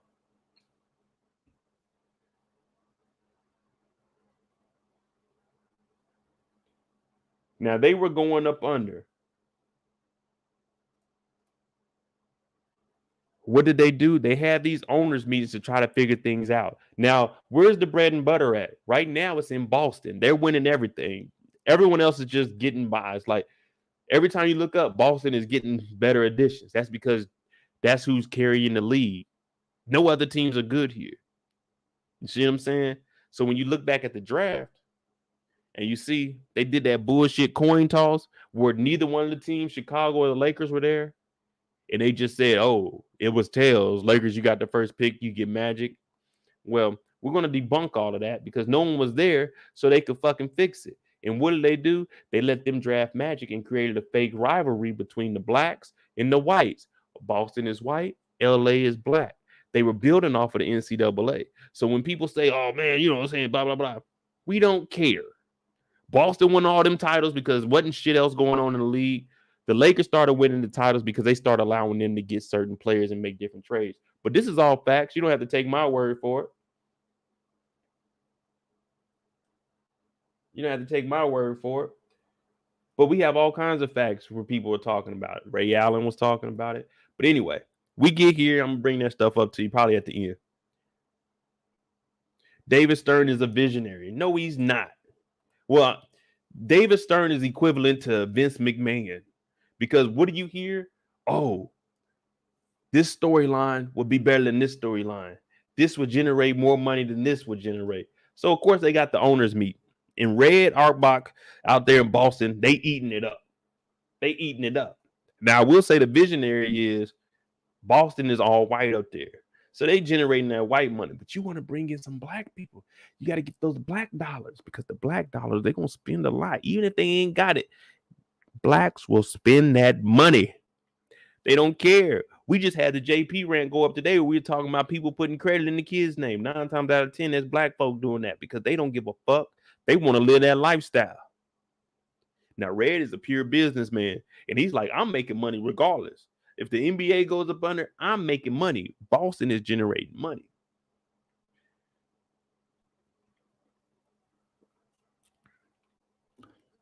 Now, all he wants to do is go over there and pick Red's mind. That's because, we all in this together. If one person succeeds, we can all succeed.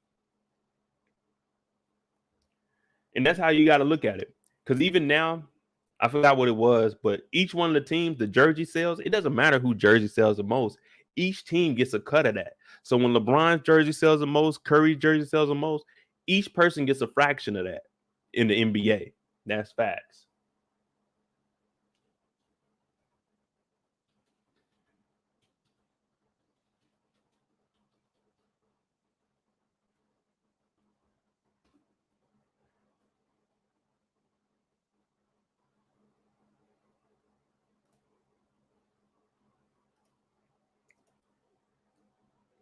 But Red, when you got all this money and you got all the advisors, like everyone else is just the owner. They came in here, they just chilling. Red came in here. I got my advisors. Dr. Buzzer talking about, man, I got the, you know what I'm saying? We're going to hit the town. We're going to have some fun. I got the keys. What did Red tell him? That sounds good, but I don't care. I'm here to win championships. I'm here to win championships.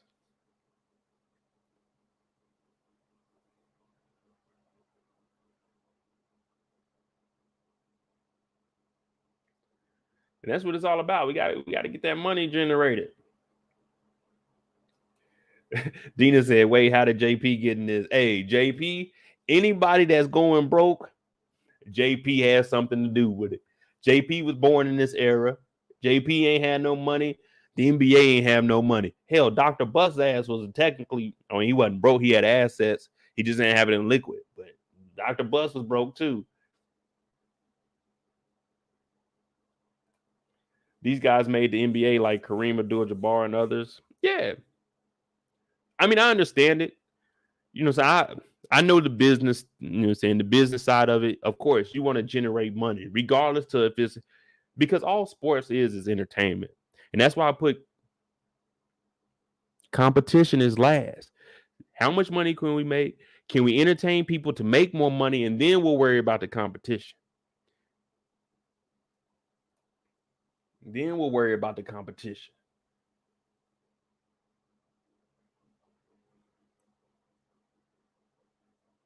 But of course, we got the small market. So Dr. Bust, he's looking at it like, all right, cool.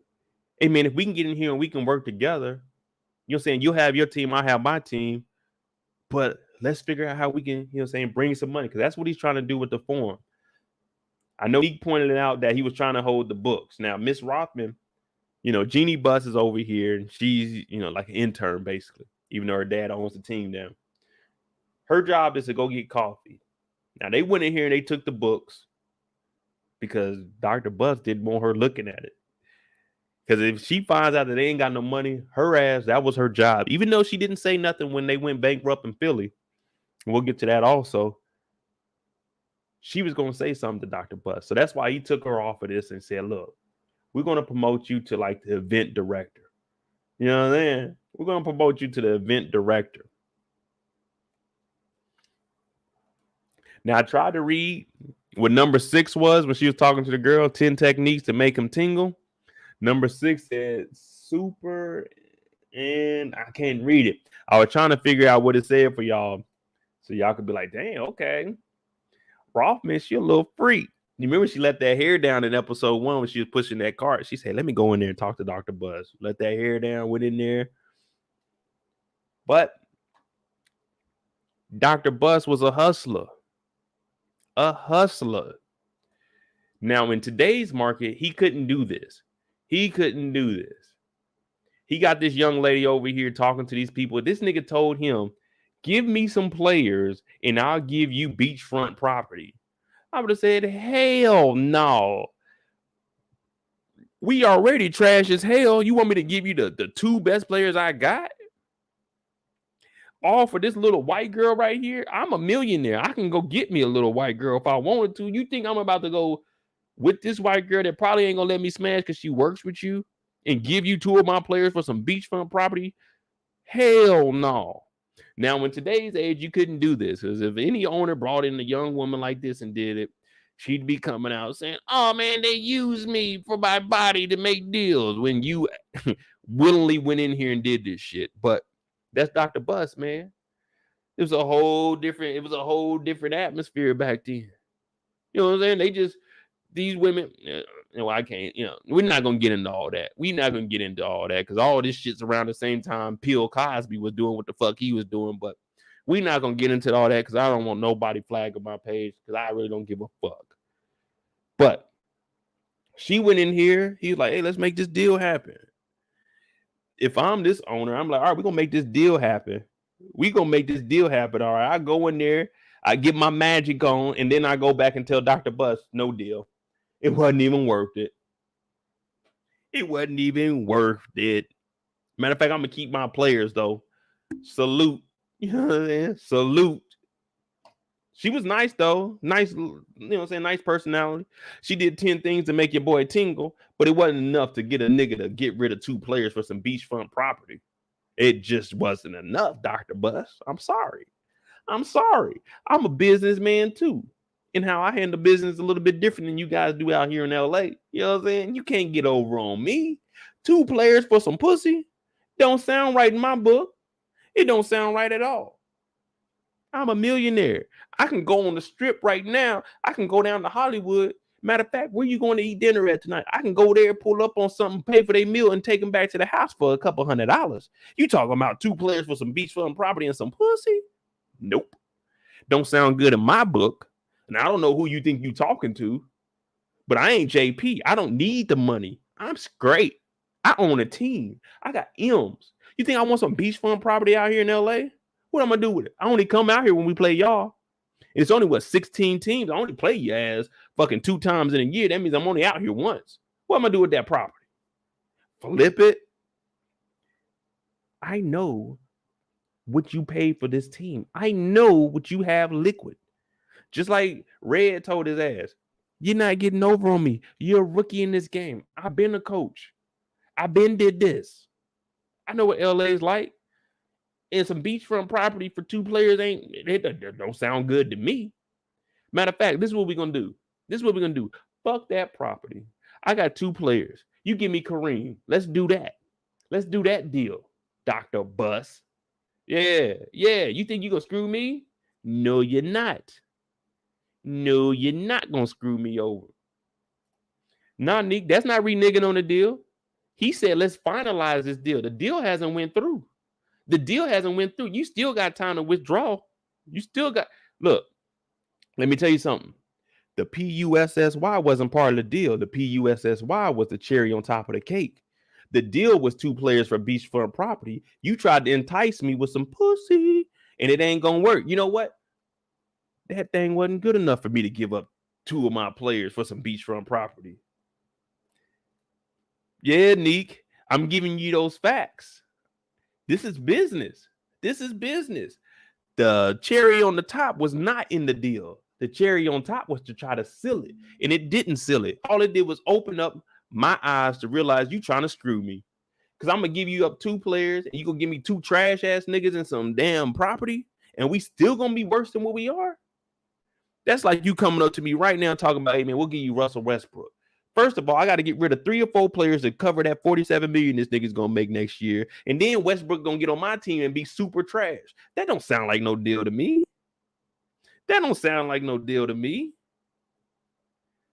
Kind of goofy shit. We talking millions. You had a $4.1 million budget. You out here in LA.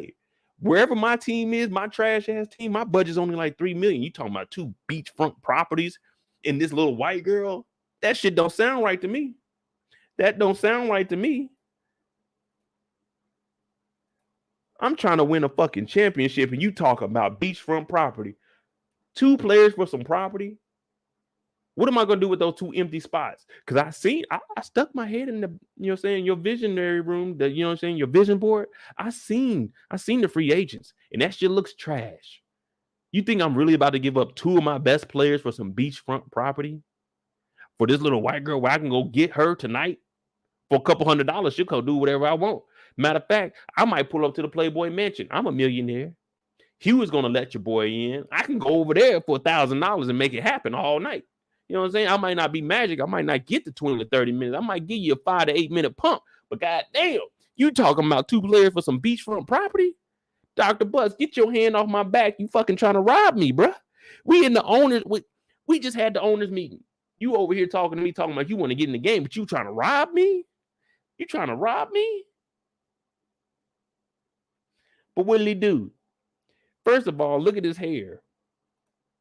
That motherfucking hairline back. What did he say? You'll never find blum blum blum blum my hair like this motherfucker is the person that Dr. Butts knew he could get over on. This is who Dr. Butts knew he could get over on. Now, they ain't had no black owners back then. We barely have black owners now. So they knew if they came to me with that shit. First of all, get that swine the fuck up out my face because that ain't happening. You talking about 2 beachfront property. Them motherfuckers better be worth at least 100 M's. You better be coming off 100 M's. You want me to give up 2 players for 2 beachfront properties? No. Matter of fact, I give up my 2 players for some equity into the Lakers. Oh, yeah, you ain't supposed to do that. But we'll just do that shit up on the table. We know you hiding your books. We know you hiding the books. Hey, you know what I'm saying? Make it happen. Jeanie girl talking about, wow, 5 to 8 minutes. You got to understand, this is like a fucking 55, 60-year-old man. Why who said next rant title beachfront property. Hey, tell me what time that shit started. Matter of fact, I'll write it down right now. Damn, we got beachfront property. It was an hour 40, hour 30.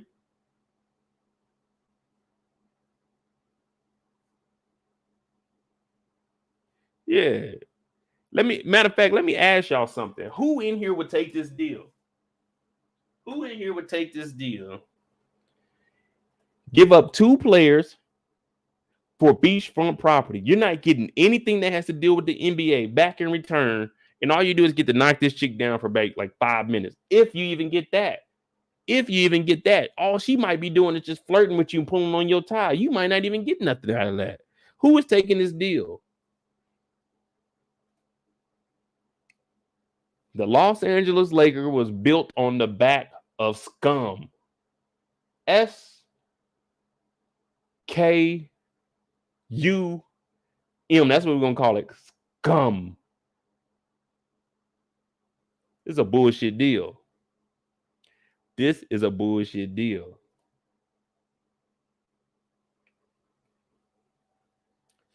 You know Mo is going in if there's an opportunity. No, I'm not going in. I'm thinking business-wise. Who is taking this deal?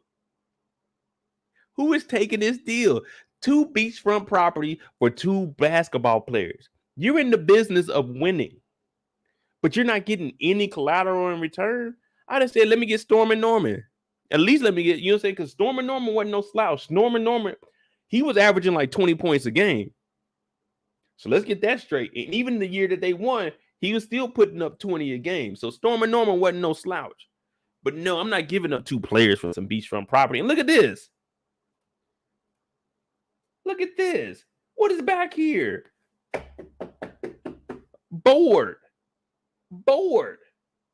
It's this.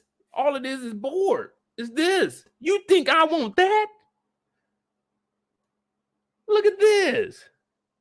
What is this? I know it's the 70s, but what is this? You offer red. I seen the girls you offer red. You offer red Arkbark. Whatever the hell you pronounce that nigga last name. I seen what you offered him. Hold on. That's what you bring me.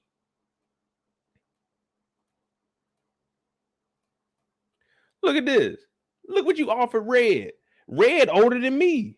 I'm talking about 6 to 8 minutes. That nigga get in there thinking it's over with. Look what you offering him. Got this little light skin thing over here. You got the chick with the blonde hair. You got her over here. I don't know what she doing. This one over here looking like, man, he kind of old, but shit, he got money. He got money. You talking about beachfront property? You was about to give Red these girls for nothing. At least they got champagne and stuff. You give me the girl that's been walking around the office all day. Everybody that's seen her. I want the girls that you got at the dinner table. 2 beachfront property and a potential chance to get some pussy. No. I want the girl that'll go in the dessert. That's who I want. I want to go to the Playboy Mansion. You rolling out the red carpet for Red's old ass, but for me, you bring in the worker, the girl off of Hustle and Flow. Talk about, I'm in charge, D. No, I don't want her. I don't want her. I want them. That's who I want, them. I want the classy women, not the one that's reading some shit in the lobby. I want them. And give me that black one on the left. You know what I'm saying? They over here low carbs. All they got is a loaf of bread here and some wine. You know what they own. They own, you rock my world. You know what I'm saying? You rock my world. You talking about 2 beachfront property and I'm in charge, D. No deal. No deal. It ain't happening. Not with me, at least. You go take that shit to goddamn the Charlotte Hornets or something. Not me.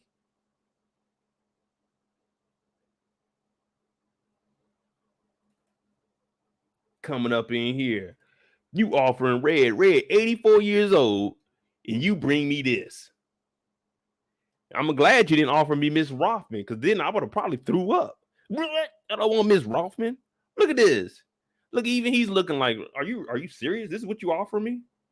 No, we good on that. We good on that. But it was a different era back then, though. It's a different era. It's like during the middle of the day. That's why I fuck with Dr. Bus, though. That's why I fuck with Dr. Bus. This man, middle of the day. Oh, you want a scotch? Okay. You know he on that yak. All we see is him drinking that dark. When he with his mama, drinking that dark. With Rothman, he drinking that dark. Got her a scotch. But like Neek said, them books, hey, we stretched thin out here. So he took them books away from me. And then he lied too, talking about, oh yeah, I told them to call you about that. But you're like, nah, we took them motherfucking books so she wouldn't know. Now she got promoted to the event coordinator. Now, if you don't know, she is actually the one that really got the Lakers to pop off.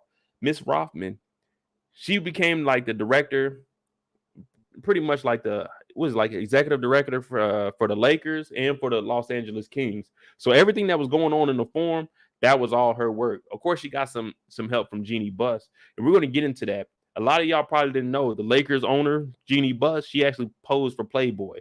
So that shows you what she's on. And we can go over her tweets that she was putting because she's wilding out. But we know how her damn daddy at.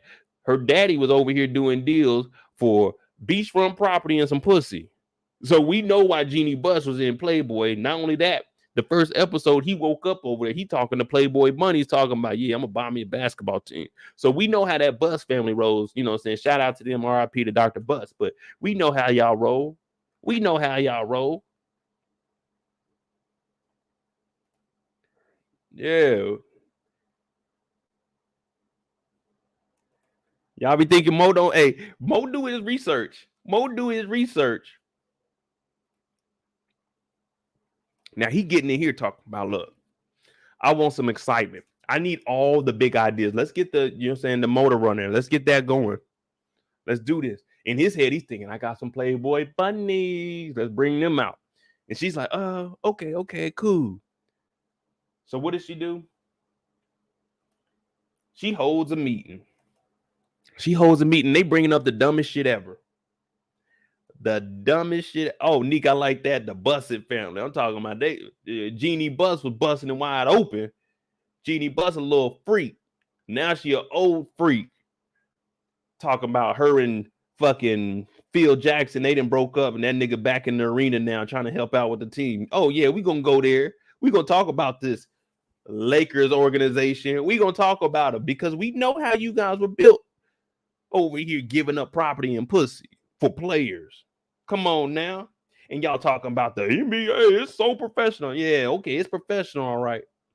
Well, they ain't here doing this bullshit. This nigga talking about my uncle got some talent or something. One girl talking about, where's that? She talking about, on Sundays, we can always have these events. Miss Rothman said, no, the Lakers might play on Sunday.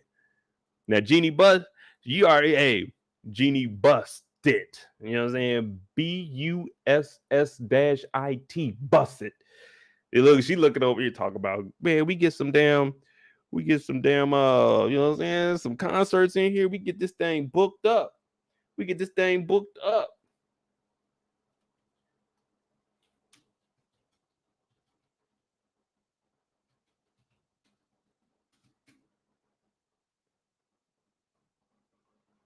Yeah, let's see something. Miss Jeanie Buss, the owner of the Los Angeles Lakers. Jeanie Buss, old tweets about NBA players were wild and thirsty. Kevin Durant has those extra long arms like Phil Jackson. They come in handy. So hold on, let's get into this. Before we continue on with Miss Jeanie Buss, because I know a lot of y'all probably didn't know about this. June 21st, 2010, just about to start. Kobe looks hot in his new Black Mamba t-shirt. What? Fucking devil? What do you mean he looks hot in his... This man is married. Your daddy owned the team. What do you mean he look hot? You can't talk about the player like that and degrade him. Oh, let's keep going. December 2nd, 2009, on the bus headed to Staples. CP3 isn't the only one playing tonight. He's a cutie. What? You can't say this shit. Oh, but it gets worse. Let's go. Jeanie Buss. Kevin Durant has those extra long arms like Phil Jackson. They come in handy. Wink, wink. What? You can't say this shit. But let's keep going. Mind you, this is the owner of an NBA team currently. Niggas is losing their job for tweets, and them niggas got regular jobs. They work at Shoe Palace. They work at Shoe Heaven. They losing their job over old tweets. This motherfucker is the owner of a team. Look at it. She laying down, shirt off with the basketballs on. I told y'all as she posed for Playboy. May 13th, 2009. Lamar, take your pants off. We're scream as he checks into the game. This is a fucking NBA owner, people. She told this nigga to take your pants off. We scream as he checks in the game. Let a man say some shit about that, about a WNBA player. That nigga's gonna not only lose his team, that nigga ain't gonna be able to work a goddamn day in the United States of America. This motherfucker got a goddamn team. Oh, but let's go, because that ain't it. August 9th. What was this? May. So she said, I'm going to take a 5-month hiatus. August 9th, 2009. The Minnesota Timberwolves are my second favorite NBA team, and it has nothing to do with you, Kevin Love, even though you're hot. You can't say this shit. You're degrading men. You're looking at men as a piece of goddamn steak. What? You can't do this. This is the owner of the NBA team, the Los Angeles Lakers. Wait a minute, let's keep going. Oh, goddamn, she got more. December 12th, 2009. Met Johnny Flynn of the Minnesota. We don't even know who the fuck Johnny Flynn is. This is how nasty she is. She going down the roster to number 12 on the goddamn roster. Met Johnny Flynn of the Minnesota Timberwolves before game 1. If I had one pick, I would draft him. He's a cutie. So she's not drafting niggas off of talent. She drafting niggas off of trying to get some dick. This is Jeanie Buss, the owner of the Los Angeles Lakers. I'm not making this shit up. This motherfucker said it. But let's keep going, because that ain't it. May 28th, 2009. Just met Kevin Love from UCLA Timberwolves. He may replace Tony Parker as the hottest guy in the NBA. You can't say that shit. This is an NBA player. Your daddy owned a team. You're about to be a fucking NBA owner. You can't talk about the players like this. You can't talk. This motherfucker needs to have the Los Angeles Lakers stripped from her ass. This motherfucker shouldn't be able to work another goddamn day in my United States of America. But guess what? I'm just a black guy from Kansas City, Missouri, but they ain't gonna take my word for it. They're gonna let this shit ride on out. Goddamn Kevin Hart got almost canceled for saying some gay shit. Say, oh man, they gay. They got rid of Kevin Hart. He had to go and apologize. This motherfucker, Kevin Love, Was this May 28th, 2009? Let's go back. August 9th, 2009. So, well, we got 5 months in between. She on Kevin Love ass. He should be. I would, you know what I would do? I would sue the Los Angeles Lakers. I can't go in there and play in the Staples Center. Well, actually, it's the Crypto Center now, but I can't play in there because the fucking owner is looking at me. You know what? I'm self-conscious. I can't even go out there. I got to have a hoodie on. I don't want to show none of my skin because this motherfucker might tell me to take my pants off. I can't go in there. That motherfucker harassing me. This is virtual harassment. Her ass need to lose a goddamn team and they need to put fucking Mo in charge of that shit. That's what they need to do. That's what they need to do. But no, let's keep going because Jeanie Buss was a little thotty back in the day. Well, okay, this is all the shit that we didn't already read, but come on now. Lakers only Jeanie Buss was a wild bird back in the day. They let her pose for Playboy. They let her just degrade all the fucking men in the NBA. And then they said, go ahead and own the team. And then y'all want to tell me that the NBA ain't about business and money. Oh, yeah, we got to keep the Buss name in there because what the Buss did, they changed the whole organization around. No, fuck that. Fuck that. But she in here. She in here. This is the owner of the Los Angeles Lakers, y'all. Let me see who's the current owner.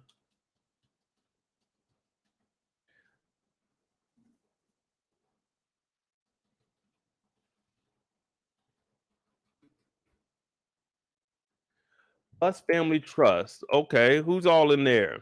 We got, I don't know who the fuck they are, but Jeanie Buss, 1961, sports executive who was controlling and owner and president.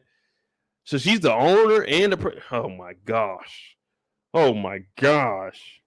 You want to talk about just letting anybody goddamn they my heart is racing because I don't feel comfortable even talking about Jeanie Buss. I'm fucking scared. She might get on here and say, Mo, you ain't the best looking, but damn, take your pants off. No, Jeanie Buss, I will not. I am a human. I am a man. Just like goddamn.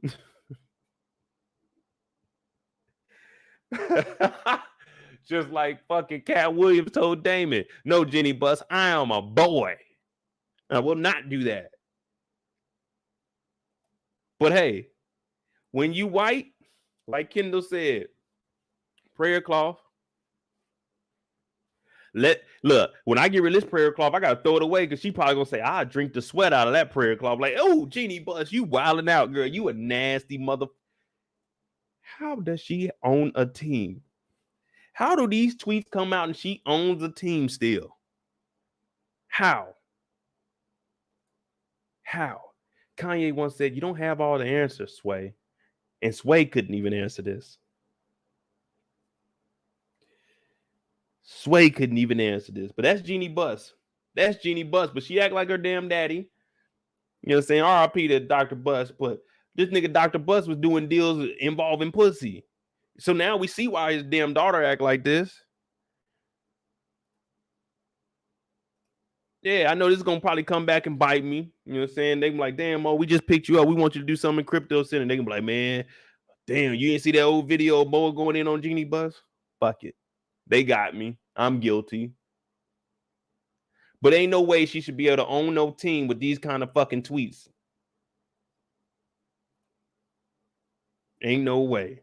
If anybody else did that shit, let a WNBA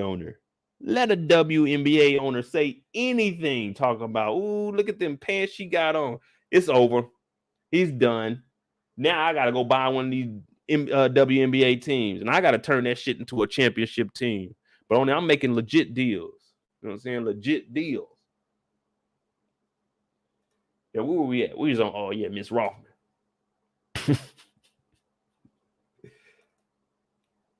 Miss Rothman. All right. Now, Miss Rothman, she went a little hard on Jeanie Buss. Even though this is pre-thought days. This is before Jeanie Buss became 100% thought. You know what I'm saying? She made Thirsty Chef look like, hey, just a regular chef. She made Thirsty Chef look like Salt Bae. You know what I'm saying? Everybody's showing up to see her. Jeanie Buss, all innocent. But she let the big city and the bright lights. Jeanie Buss, look at it. She over here drawing and stuff. Miss Rothman looking at it like, damn, I do need some innovative ideas. And that bullshit they were talking about in that meeting. Whoo. What they be saying? Whoo, child.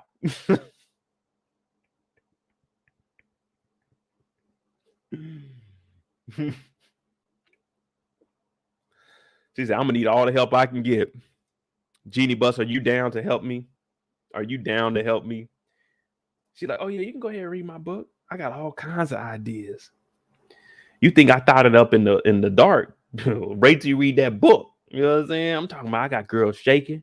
I got girls from Playboy Mansion about to show up. We about to do it big out here. Miss Rothman is like, yeah, okay. Well, I feel like this is an opportunity because when I was in Philly, I heard they was going up under. They were going bankrupt, but I ain't say nothing. I ain't step up for nobody. But this time, you know what I'm saying? I want to make something happen for the people. You know, I don't want people looking back and thinking, you know, you could have warned us up front, Miss Rothman. AKA Miss Rothman knows that job's on the line. She ain't in charge of the books no more. So she got to actually do some work. Now, I mean, when she was in charge of the books, she did a hell of a job. You know, she's good with numbers. But she eventually turned out to be one of the best event planners, event coordinators. Now you can tell this is old because look what they got in here. They got the cigarette machine.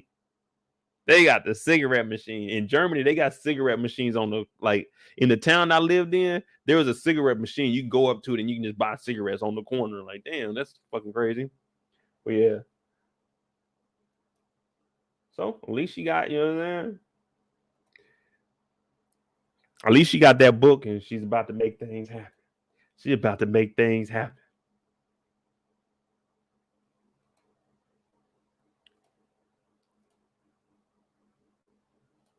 Who else do we have left? Because she got that thing up under control. Oh yeah, we did Dr. Bus. Oh yeah, we supposed to finish up here making them deals, and then we go on Jerry West. But we probably won't even talk about Jerry West that much because he ain't do nothing. He's basically finding himself this episode. Well, yeah. So after he has a little sit down, after he done offered up the PUSSY, he goes in and talks to Red, and Red in here disrespectful. Like, you offer this man to go out to eat. You got girls lined up for dessert. They looking like, man, he a little old, but it don't matter. That money talk. And now he in here telling you, I'm not afraid of competition, Dr. Bus.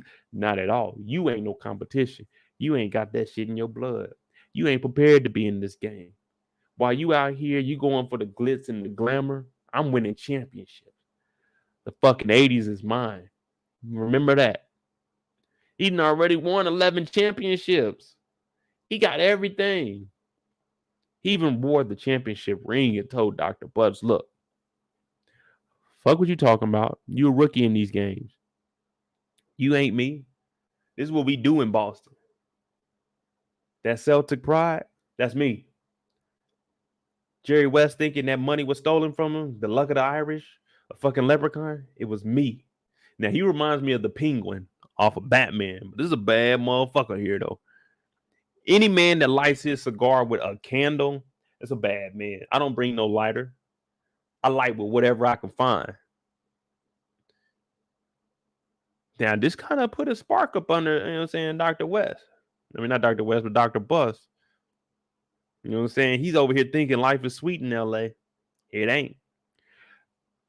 It ain't at all. You got to be ready to go. That man Red said, I'm gonna, you know what I'm saying, I'm gonna rip your heart out. That's some shit you might not be able to come from back from, you know what I'm saying?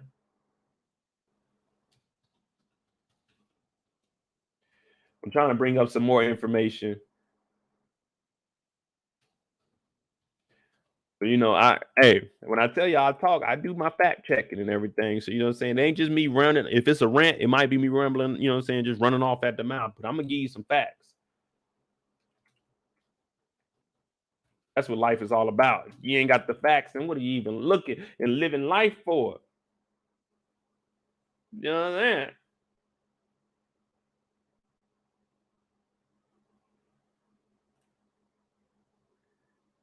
But that's all as it is, you know what I'm saying? This scene is a part of the Lakers Celtics rival. Yeah, this is the beginning of it here. And we see, like, it was mainly because, you know what I'm saying, Red, he already got a chokehold over the NBA. He's making money and he's winning. And that's what it's all about. So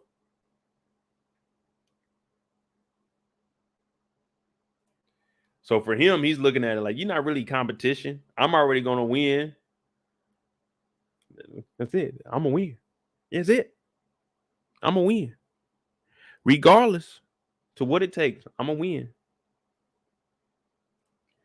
Two owners going at it before Lakers Celtics 80s rivalry begins. Yeah.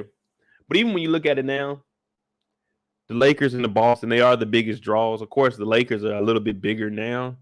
But when you look at all the trades in history that went down with the Lakers and you look at it, you like, what? Memphis traded what for and gave up Paul Gasol? Orlando did what? They didn't get Shankman. What? This shit don't make no sense. How was all this going down? Oh, because them owners meetings. Look, nigga, we trying to generate some revenue. Make the shit happen. And you just thinking like, what? Ain't no way.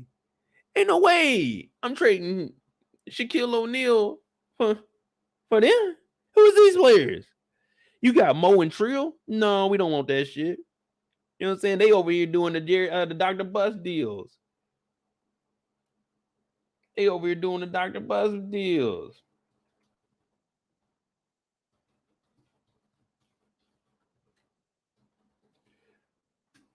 So Red, you know what I'm saying?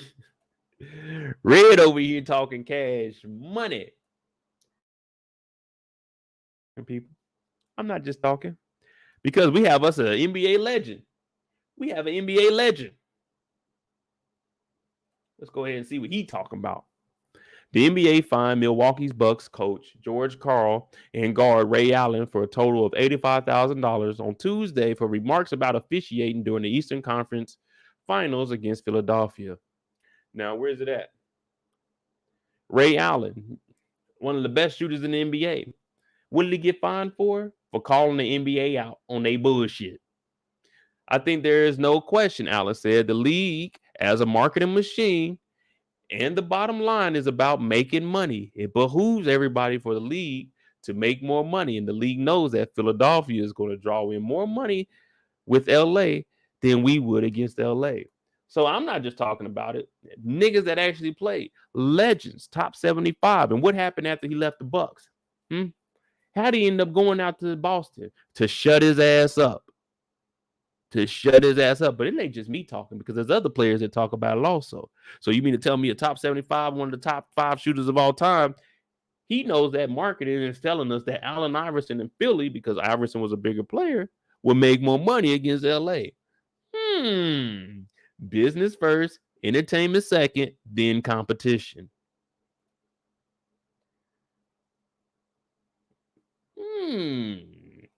Rob Barner said, LeBron is the best Laker ever. Yeah.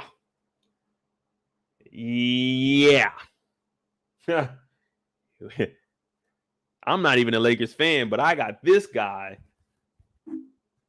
Big 8.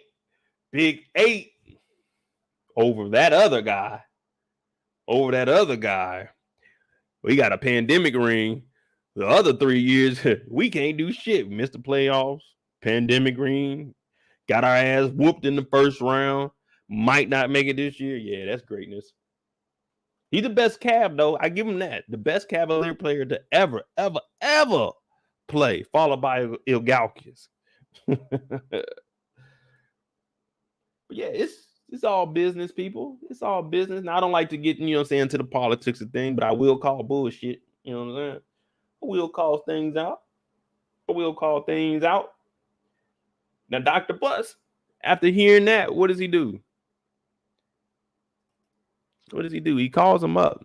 He says, hey, Red, come out here and holler at your boy, man. We're going to make this deal because both of them are businessmen. Now, we know that Dr. Bus is, he's a rookie in the game, but he's trying to make something happen, trying to get some of them players up off of Boston. Now, Red, he coming in here, he's stunned. Now, he pulled a Klay Thompson or Steph, whatever one of them brothers did it when they went back into Cleveland talking about it. Still smelled like champagne in the locker room. Red came out here and said they ordered 50,000 balloons talking about the Los Angeles Lakers world champions. Boy, were they wrong with that. And this man disrespected him and said, you don't want to make a deal with me? That's the dumbest shit you could ever do. You the dumbest man in business. This man dropped a cigar at half court.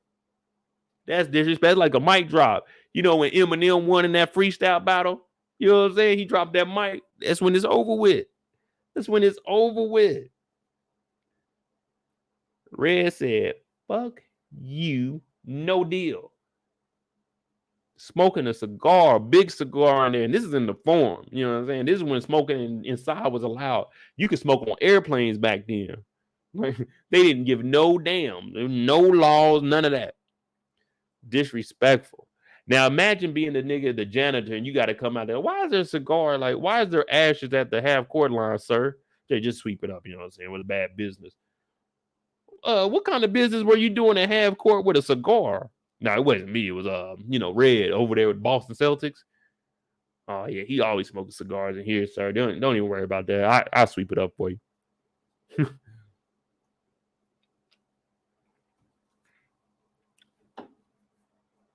But Dr. Bus, now the fire is lit. So what did he do? He went back to the office.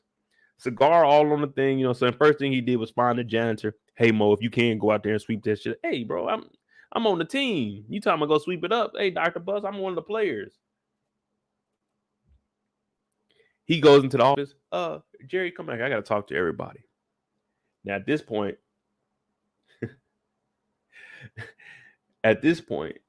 he's like, fuck it. The Lakers are dead from here on out. We going for championships. That is it. I don't want nothing else. Hold on, I'll be right back. I gotta open this door up. But yeah, hit that like button, y'all. You know what I'm saying? We're gonna get right back to this.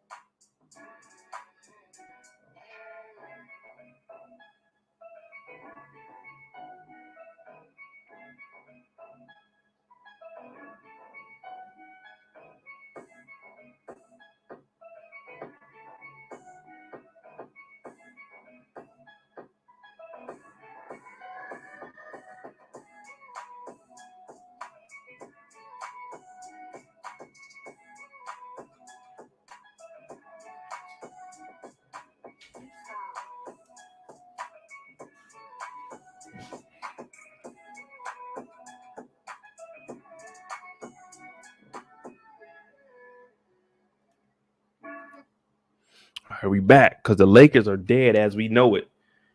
We got to get right. That's all I'm gonna say. We got to get right. We got to make some money in here. Rothman, I need big ideas from you. Jerry, don't tell me something don't work. You need to figure that out. Because we not trading Magic. He's stuck on Magic too. And I think Dr. West's mind, he was thinking, you know what?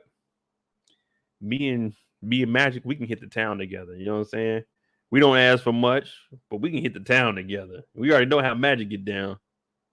We already know how he got down too.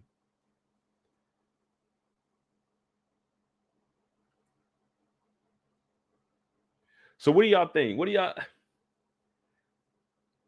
do you think about the show so far? Like, I know a lot of y'all might be Lakers fans, but what are you thinking about it overall? Like, do you like the production of it?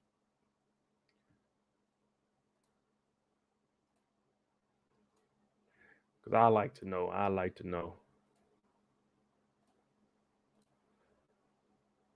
Because really all we got left is Jerry West. But you know, Jerry West, he was going through his little mental issues. There was one funny part where like seeing Jerry ass laying down on the ground.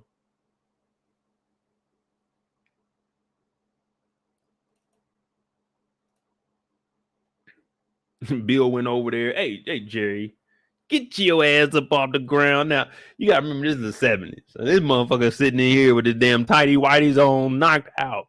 He acting like Diamond. He's sleeping on the floor. Man, if you don't get on the couch, look at this. Bill should have came in there and kicked him in his ass. Hey, get your ass up, man. You in here sleeping. This nigga got church socks on. Man, Jerry was going through it. Tony B. Moore said it's a good show so far. Yeah, I like it. I like the direction that it's going in. That it's not primarily basketball. We get to see everything off the court.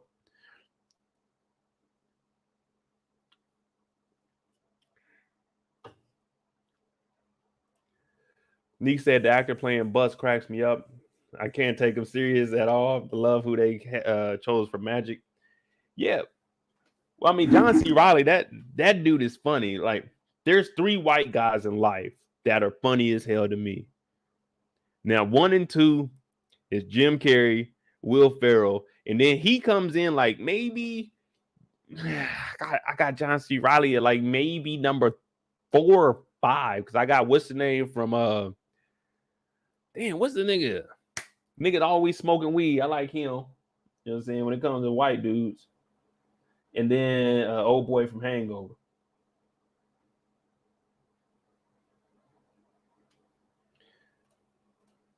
I'm liking the show and how it has a nostalgic feel, but Dr. Bus narrating to us in present day. What you mean? You don't like that part, Kendall? Oh yeah, Neek, we on the same page. Yeah, Jim Carrey, my number 1. Seth Rogen. Shout out to my dog Trill. Oh man, I can't even say what I want to say. Shout out to my dog Trill, man. Seth Rogen, that motherfucker funny as hell. But him and like, I always had a dream. I always envisioned that I got on a TV show. It was me and Will Ferrell, or in a movie, and that nigga adopted me or something. And like that nigga was my dad. That shit would be some funny stuff. That would be funny as hell.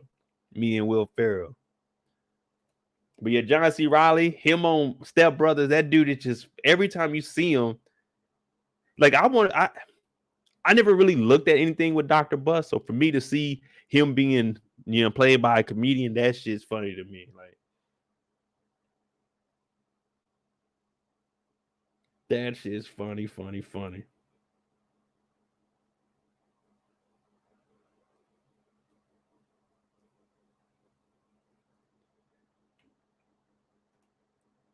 Definitely appreciate the storyline, and the lady playing Cookie is fine. Oh yeah, hey Tony, you need to back off Cookie. We seen what happened to Bryant. He got a little liking the Cookie. That nigga got dunked on and put in the dirt, like Gucci Man said, put him in the dirt.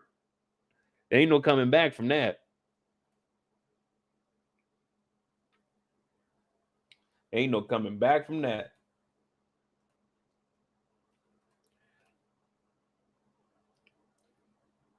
Like I said, a lot of people haven't really watched this show, so you know what I'm saying.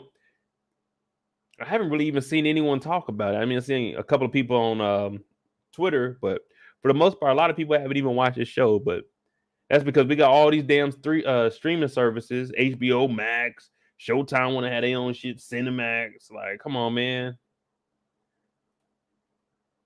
We just want regular shit, bro. But I do like that it comes out once a week. So that's the good thing about HBO. You know what I'm saying? We ain't got to worry about all the shenanigans.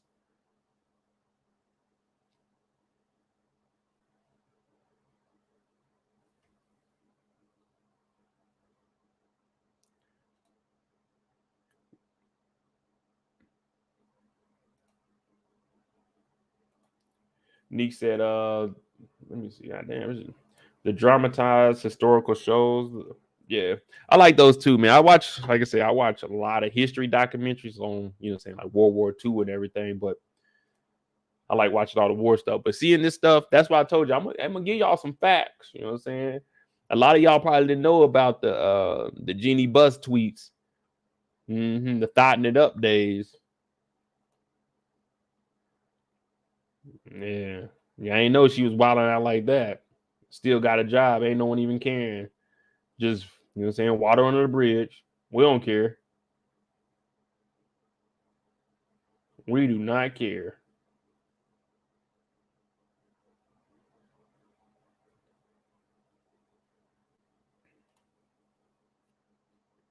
It's pretty good though. Let me see. What else do we have?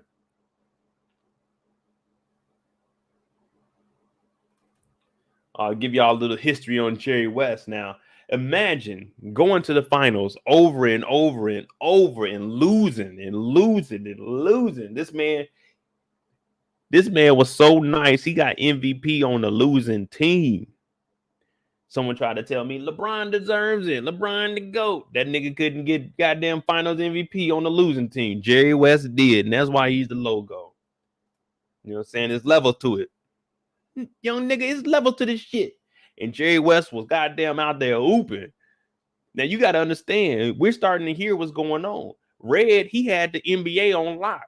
So what was Jerry West going up against? He was going up against the most powerful owner in the NBA that had the best talent in the league, carrying teams by himself. So that's when you start talking about the GOAT debate. Now, we ain't going to get into that because, I mean, we talking about stats. Yeah, we talk stats if you want to. I don't hear none of you motherfuckers mentioning LeBron is the only motherfucker to have 4,700 turnovers in a career. That's a stat y'all don't bring up. Yeah, y'all don't talk about that shit.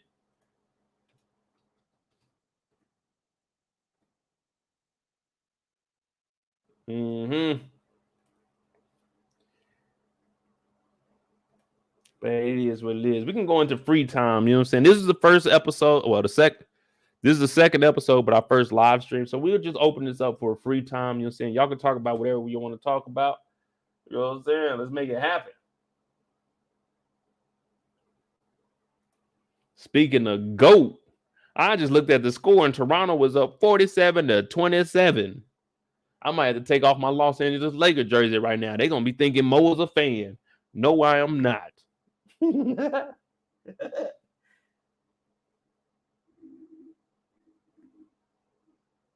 No, I am not. Oh, we got Storytime World said young Denzel Washington did a movie where I think he was adopted by George Segal. Y'all can do a remake. Let me see. I don't know what that is. I was over here looking up stats.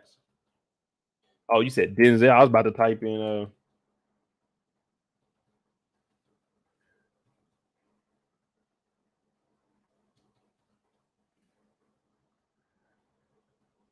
Carbon Copy, 1981. Oh, this was young Denzel. I'm talking about no hairline Denzel.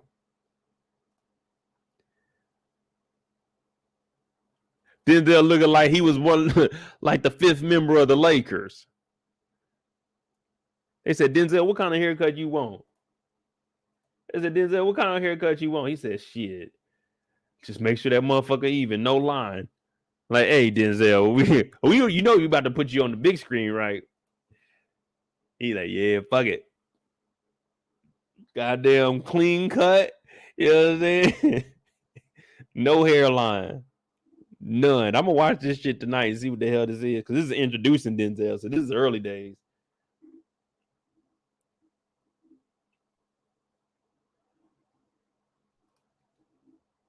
Yeah. You know Denzel. What do he say? What do he say on freaking Malcolm X? What do he say? Get your hand out of my pocket. Look, nigga, get your hand out of my pocket. Why you got your hand up here? Hey, bro. I know times are different in the 80s, but get your hand up off of me, man. The fuck? You a little too close. Carbon copy. I don't even know what this shit's about, but we're gonna look it up though. Hey, cause I think in April, you know what I'm saying, once I start getting the schedule and everything back, we're gonna start doing, you know what I'm saying, 90 shows. I'm gonna get the screenshots and we're gonna come on here, we're gonna do some lives and stuff. I got the Patreon, I'm about to get that up and officially going. So if you guys get on my Patreon, we'll be able to do live reactions while I actually play the video through and we can actually clown out on there. So I mean, I got a Patreon now, but in April, I'm really gonna, you know, saying we're gonna be running. We're gonna have a lot of stuff going. We got memberships for YouTube coming up. I'm gonna start having individual like sayings for each one of the shows that we have. I'm gonna have merchandise for that shit. So I'm gonna have a lot of stuff coming up. I'm really just trying to work and get the hang of this. You know, I'm gonna rock with y'all though. I'm gonna rock with y'all because y'all rock with me. I still gotta watch what's that damn show on Peacock?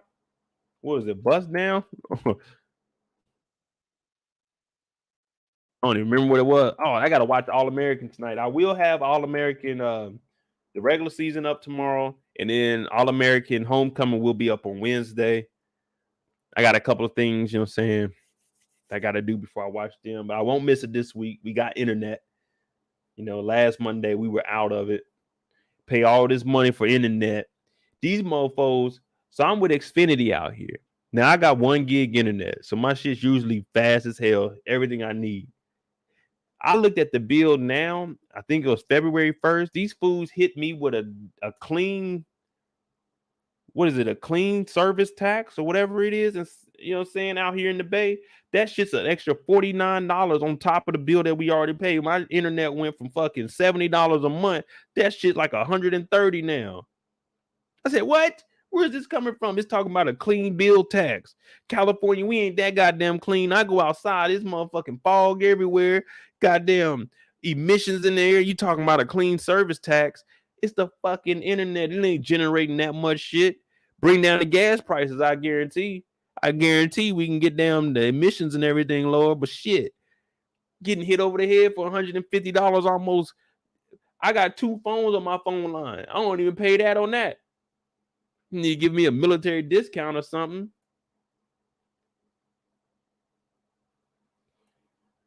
Nick said they announced the new cast members for Power Book 2. Season 2. Let me see.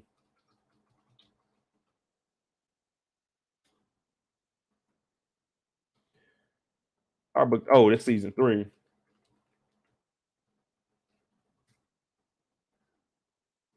Let me see. February 9th. Where'd they mention it at?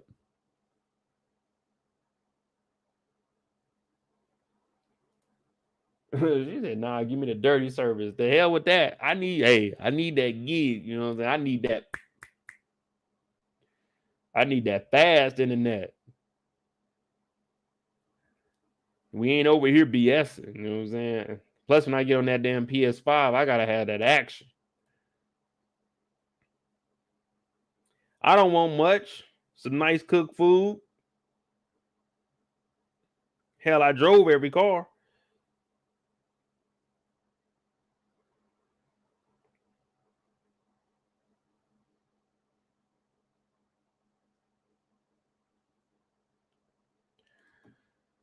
Power Book 2, Go Season 3. Well, damn, we ain't worried about the release date.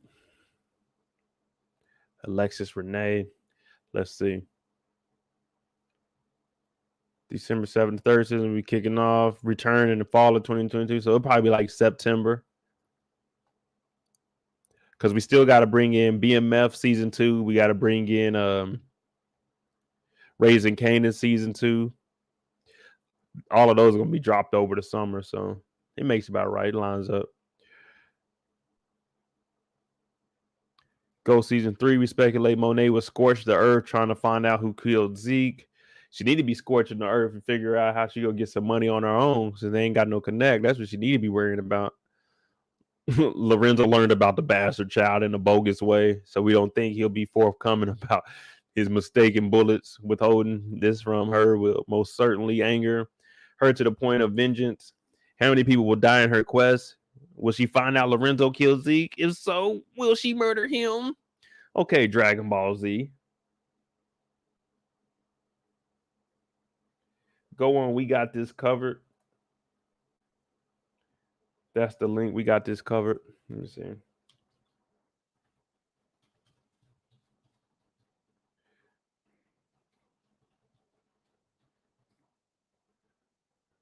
Eight hours ago. All right, we got this covered.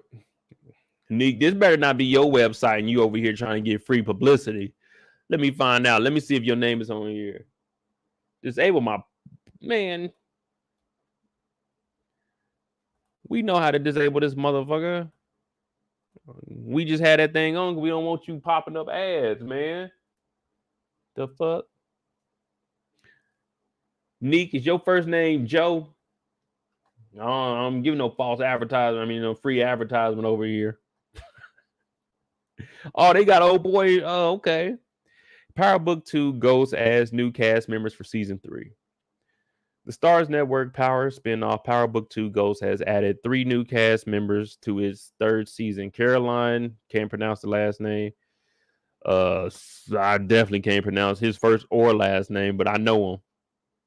And Kyle Vincent from Gotham will join the show as a recurring cast member. So according to press released by Stars, Miss C will play Noma on the show, a worldly and powerful woman with a regal presence who has built her wealth with an intellect. Oh, well, illicit, I say intellect, with an illicit global empire and is not afraid to protect it by any means necessary. So this means she about to be an op.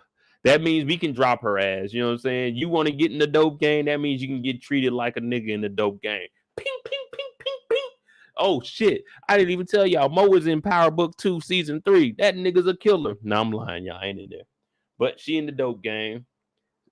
I might make a video on this. I'm gonna do a video on this. Let me see. Yeah, so at least we know we got 3 new characters. Well, we got 4 because we got a new professor. Damn, what was her name? I did a video on that. So I'm gonna do thank you for this one, Neek. I'm gonna do a video on it probably tomorrow. But yeah, I'm gonna go into a little details and give my theories on what they could possibly be. An educated British man who's comfortable around the gun. Okay, cool. Yeah, we definitely gonna go over this thing. We're gonna go over this thing. I'm gonna break that down for y'all. Thank you, Neek. Everyone say thank you, Neek. How am I annoying? I'm just saying. If she want to be in the game, ping, ping, ping. You know what I'm saying? That's the silencer. That's what I'm gonna get. I'm gonna get a shirt, all white shirt that says pink, pink, pink on it, and y'all gonna know. Up under it's just gonna say power, and y'all gonna know exactly what that means. And on the back, I might have that thing say the silencer, so y'all know. You know what I'm saying? Have that ready for Power Book 2. Season 3. Because even though what we do is wrong. No, Google. We don't need you to save our passwords.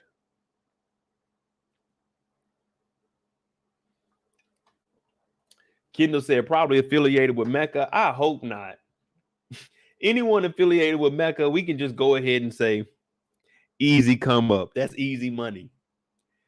Easy money.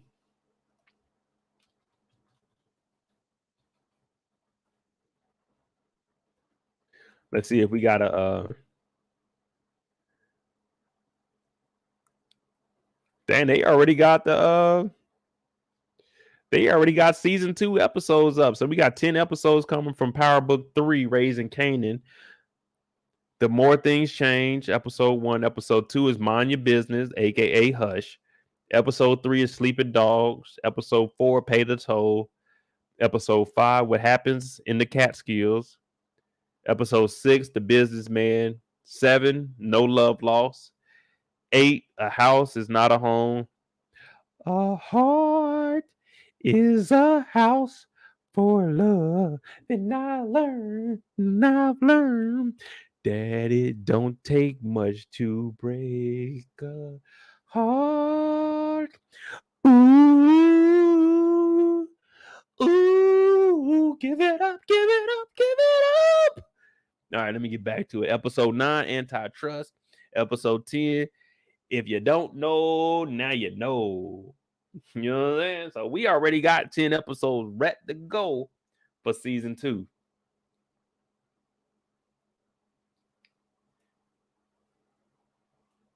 Nick said Mecca from beyond the grave. Man, they better not say Mecca didn't die. He just got shot in the head. He good to go. I'm gonna be like, yeah, I'm done with this. You know what?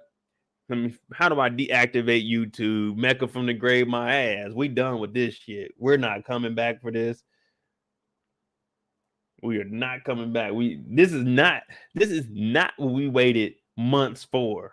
Mecca beyond the grave. We did not sign up for this. After we found out Mecca was a snitch, we said we were done with Mecca. We ain't got no love for this dude. In the beginning of the season, I'm like, all right, cool. But then I said, man, this nigga a snitch. We good. We don't want nothing to do with that.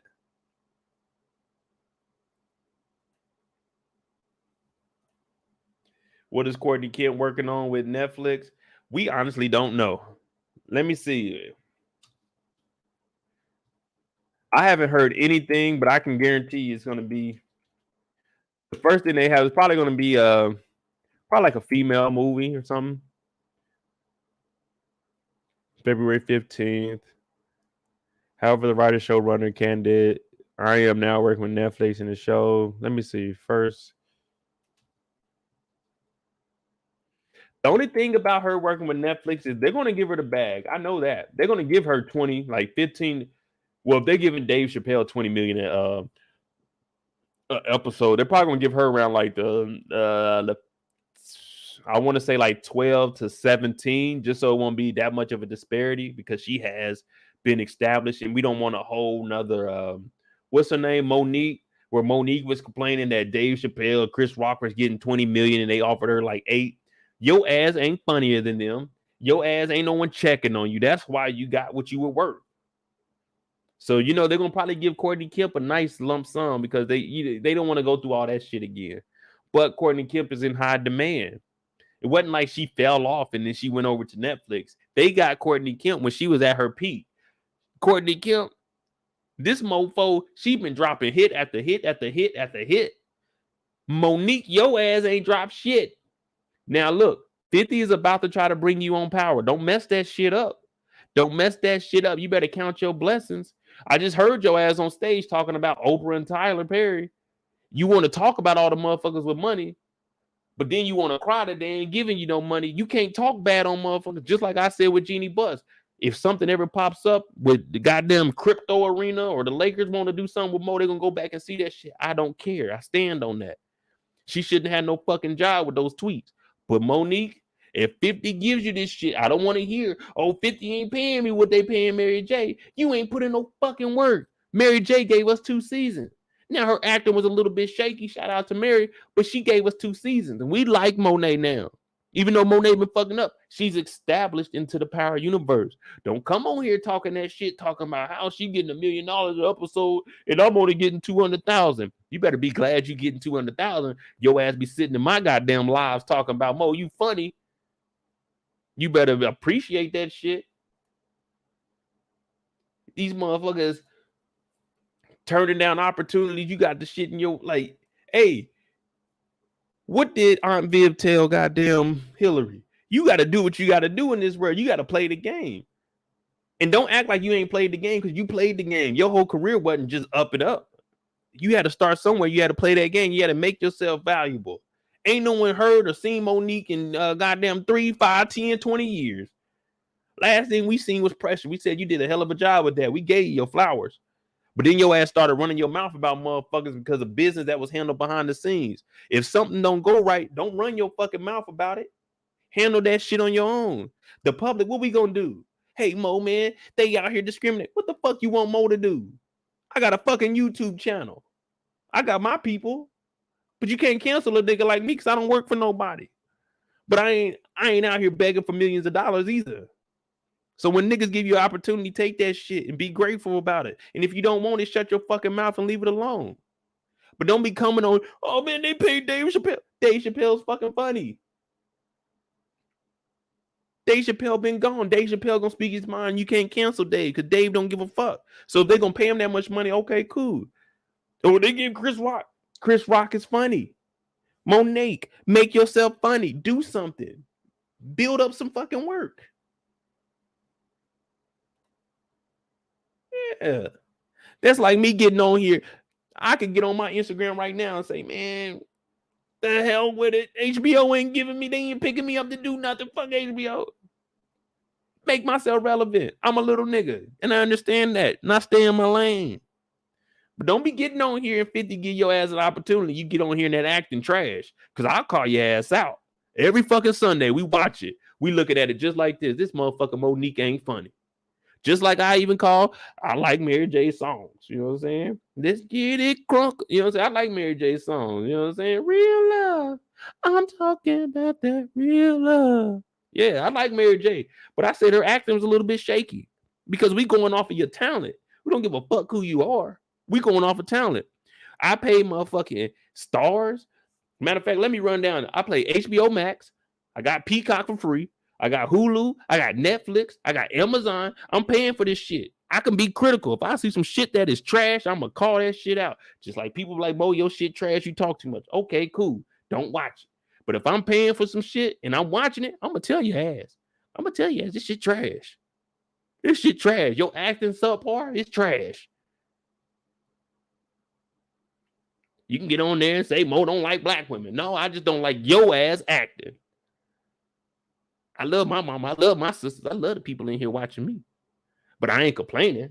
We got 23 people in here. Last night we had 250 people. But I ain't complaining. I don't care. I'm going to get on here and do it for y'all. Fucking talking about they paid Dave Chappelle. Dave Chappelle is fucking funny.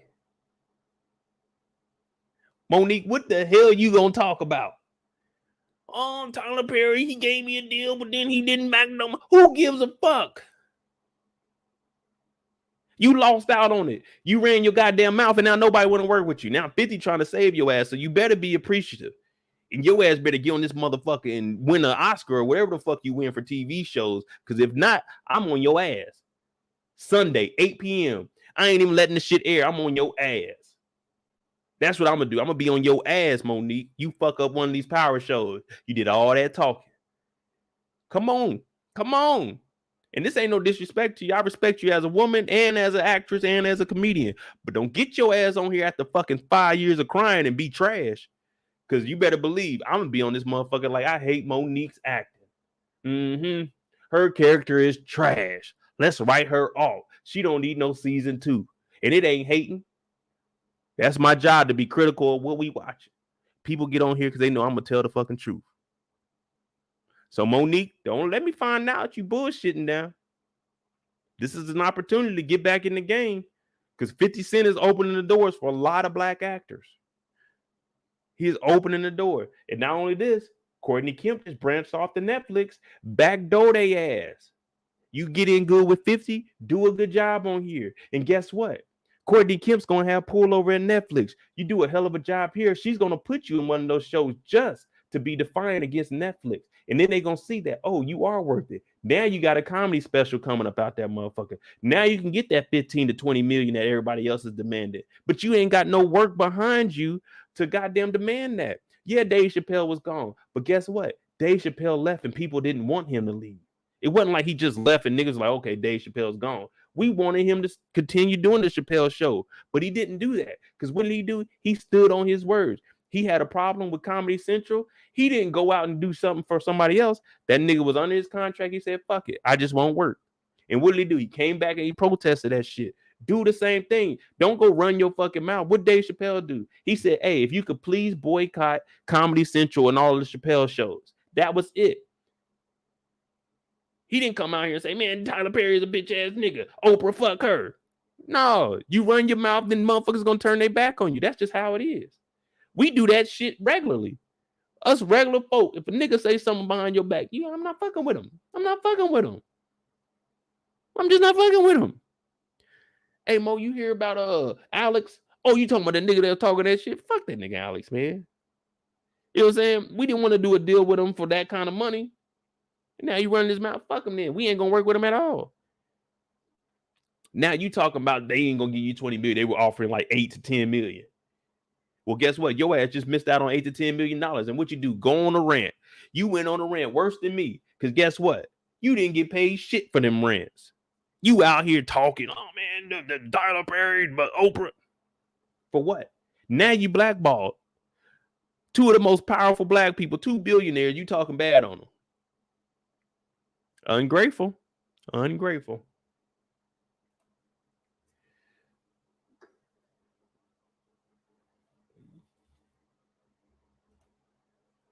But yeah, let me get off Monique's ass. You better do good, girl.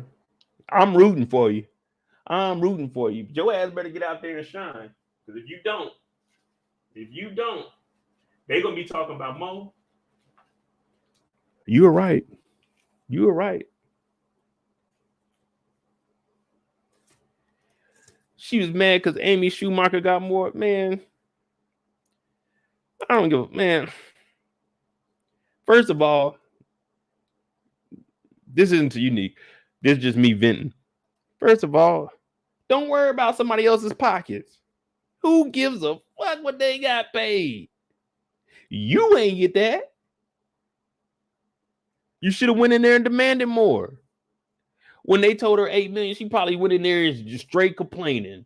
Oh, why would you giving someone else such and such? Demand that shit. Don't complain to me about what somebody else is getting. Schumacher, trust me, I guarantee Schumacher ain't funny at all. But her ass had a following, so she was in high demand, or higher demand than you. Come on, man. Y'all know how this works. Y'all know how this works. Shit, everybody ain't your friend. This is business. This is business. Just like we seen that goofy ass meme or whatever the fuck it was like a month or two ago where the lady said a girl came in and was, you know what I'm saying, getting hired for a job and she asked for like, let's just say it was 50,000, but they could spend up to 80,000. She didn't ask for it. And they were like, oh, well, why didn't you tell her she could ask for it? That's not her job. This is business. If we can cut the fucking salary, the bottom line is how much money can we keep inside the company, not how much money can we pay people. Now, if you didn't go in there and demand it, that's business one-on-one. You got to learn. You got to be able to negotiate. That's life. That is life.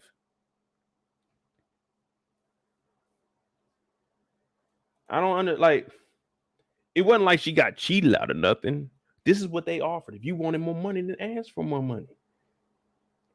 If they offered 8, say I want at least 10. If they don't say we can give you 10, then we work it down to 9 million. That's all you got to do.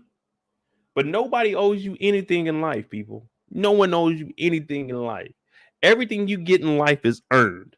You don't deserve shit. Let's get that right. No one deserves anything in life. You got to earn it. And if that means you got to work, you got to find your way around it, you got to work and find your way around it. But it is what it is. That's millionaire problems. You know what I'm saying? I ain't never had $1 million on the table to even be like, man, fuck that. Fuck that $1 million. You gave random person number 2 over there 1.5. You want to give me $1 million? Shit. Where do I sign? Matter one more. Wait a minute. Before I sign anything, let me read this shit over. Okay, $1 million. Wait a minute. So y'all gonna own all the rights? Oh no. What we gonna do is we're gonna drop this down to about 850, and I get to own some of these rights because I want some of that back pay. Yeah, I don't need much. You know what I'm saying? I don't need much. You got to be able to negotiate that shit.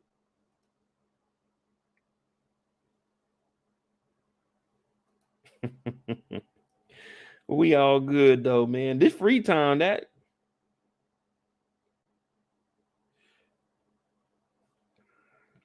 unexpected. I don't even know how we got on Monique.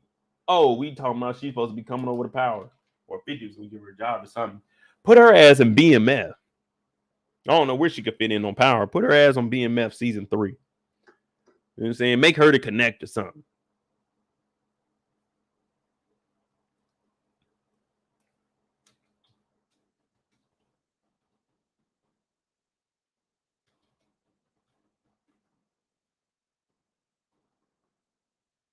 EDC praises Monique's talent and plans to add her. Okay. Yeah. Look, you got an opportunity. Make it happen.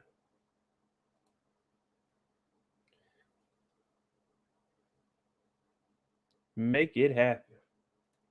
Exactly, Neek. You over here complaining about how much did they even offer her? Netflix. Let's get to the bottom of this.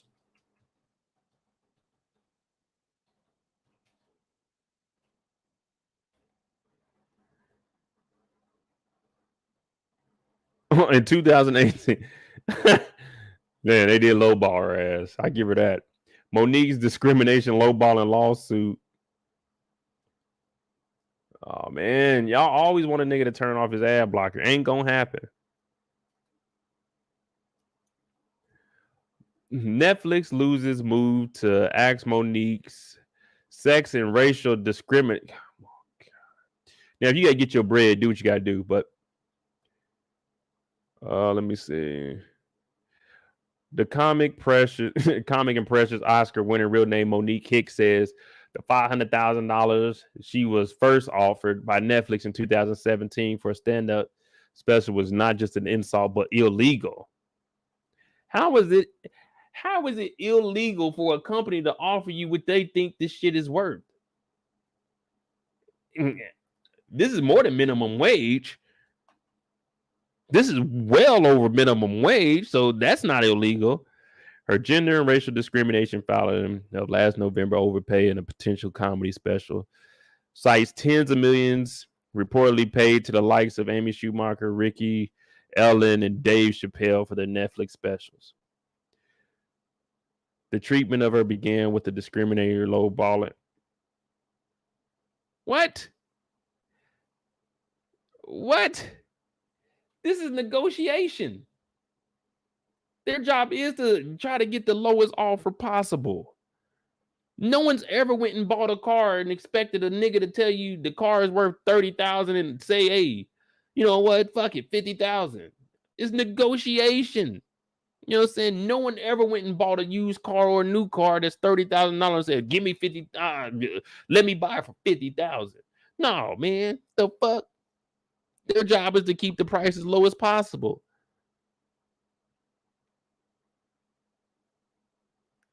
Ooh, y'all lucky I wasn't doing news back then because this is some bullshit.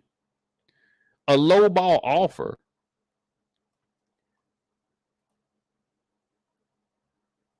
A lowball offer. If I sell some shit on Facebook, offer up, and a nigga, I want $300 for it, and the dude offers me $50 for it, am I supposed to sue his ass for that lowball offer? Is it because I'm a black man? That's why you offer me $50 for some shit I want $300 for it? No, it's negotiation.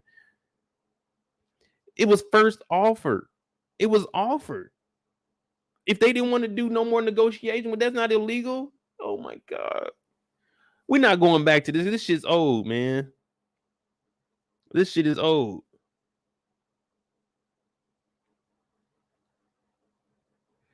And listen to this: in rejecting the streamer's motion to dismiss, Judge Andrew said yesterday, Monique plausibly alleges that after she spoke out and called her initial offer discriminatory, Netflix retaliated against her by shutting down its standard practice of negotiating in good faith. What did I just tell y'all? I didn't even have to read this. When you start running your fucking mouth about the people that are offering money, of course they're gonna shut it down. We not doing nothing else. We don't want to talk to your ass. You're a loose cannon. We can't trust what the fuck you got going on. She talking to us like we gonna help her ass out. Yeah, okay, Monique. Monique talking about, hey Mo, can I come on your live? I'm scratching my head like, yeah, you got more money than me, but I don't think the people want to see your ass on my shit. Cause we going in.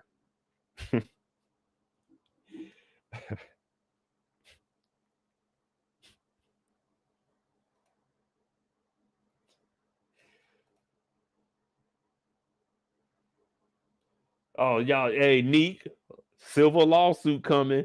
That 150. You know the breaking the mold, the black family. That shit goes for the same price as gas. You offer 150. That's your ass. I want $100 a month from Neek for the least the next 5 years for that lowball ass offer. Like what? Kendall said if they were in negotiations with that energy, you blame them out. Yeah. But hey, who am I? I'm just a black man from Kansas City, man. That's all. That's all. Like I tell y'all, man, if you're new to the channel, I'm MoedotJ. My life isn't perfect. I used to do some fucked up shit when I was younger. But now that I'm older, I'm looking at stuff and I'm looking like, now I understand why Monique was doing this. Because you got, when you're trying to sue, you're trying to get that money, you got to play that victim role with all the way. All the way. I would have went in there and said, Netflix called me a nigga. You got to try to sell that. Hey, Netflix, if y'all trying to work with me in the future, I'm just joking around. I'm trying to do a comedy stand-up. Y'all offer me 500,000. I get up there for 30 to 45 minutes. I can give you some comedy. $500,000. Sign me up. Matter of fact, you can give me a goddamn 3-show deal for $500,000. I don't need much. I don't need much.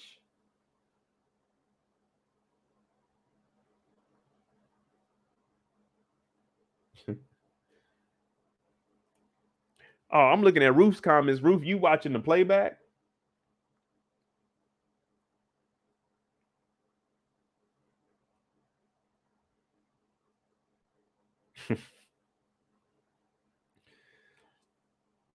But that's why y'all rock with me, man. You know what I'm saying? I'm gonna tell y'all like it is. You know what I'm saying? I'm not biased. Let me see what else. Let's see something. CW. Let's see if All American is up yet. Hopefully this shit don't make no noise. Stream now, so this up. And it's stuck. I didn't watch latest episode. Watch down. I ain't watched last week's episode, so I'm gonna be freestyling it this week. But y'all don't care. All y'all want is the facts.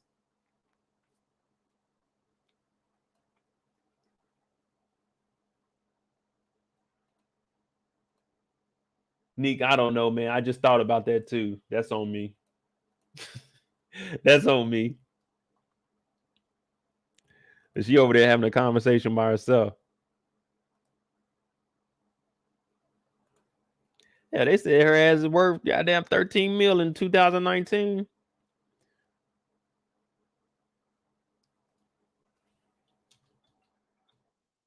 Was 13 mil. Let's see if she been grinding. I'm still 13 mil. You mean to tell me you ain't did shit in 2 years?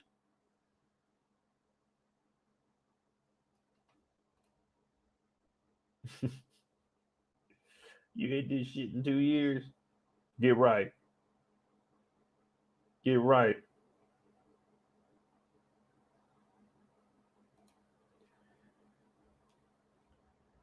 Oh man, where we at? 2? All right, man. We almost had 3 hours, man. I'm about to go ahead and shut this down. Thank y'all for rocking with me, though. You know what I'm saying? Every Monday we will have winning time, the rise of the Lakers dynasty. I'm MoedotJ. We go live 4 nights a week: Monday, Thursday, Friday, Sunday, 9 p.m. Eastern. It's a safe spot. You can talk about whatever you want in the chat as long as you're respectful. For the first 2 hours, we talk about the show. There's no order. We just talk. You know what I'm saying? We have a little bit of fun. You might catch me on a rant. Depends what you guys put in the chat. Or if I see something that just disturbs me, I might go in on it. We don't ask for donations over here. All I ask for you to do is hit that like button, but donations are appreciated. Cash apps at the bottom of the screen or the super chat. MoedotJ. They're deeply appreciated.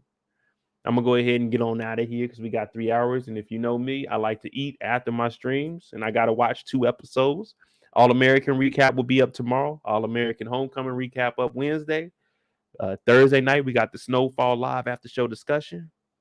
Friday is Bel Air, and of course Sundays are our power hours. You know, so definitely hit that subscribe button, hit that like button if you like the content on the channel. I'm MoedotJ. And I come up with nicknames every week. Well, they come up with nicknames for me. They call me Pandemic Mo. They call me Flip Phone Mo. They call me Reed Mo. We got hell, they call me Mo JP. They call me everything. You know what I'm saying? I don't care. Hit that like button, hit that subscribe button. Thanks for watching, y'all. I'm out.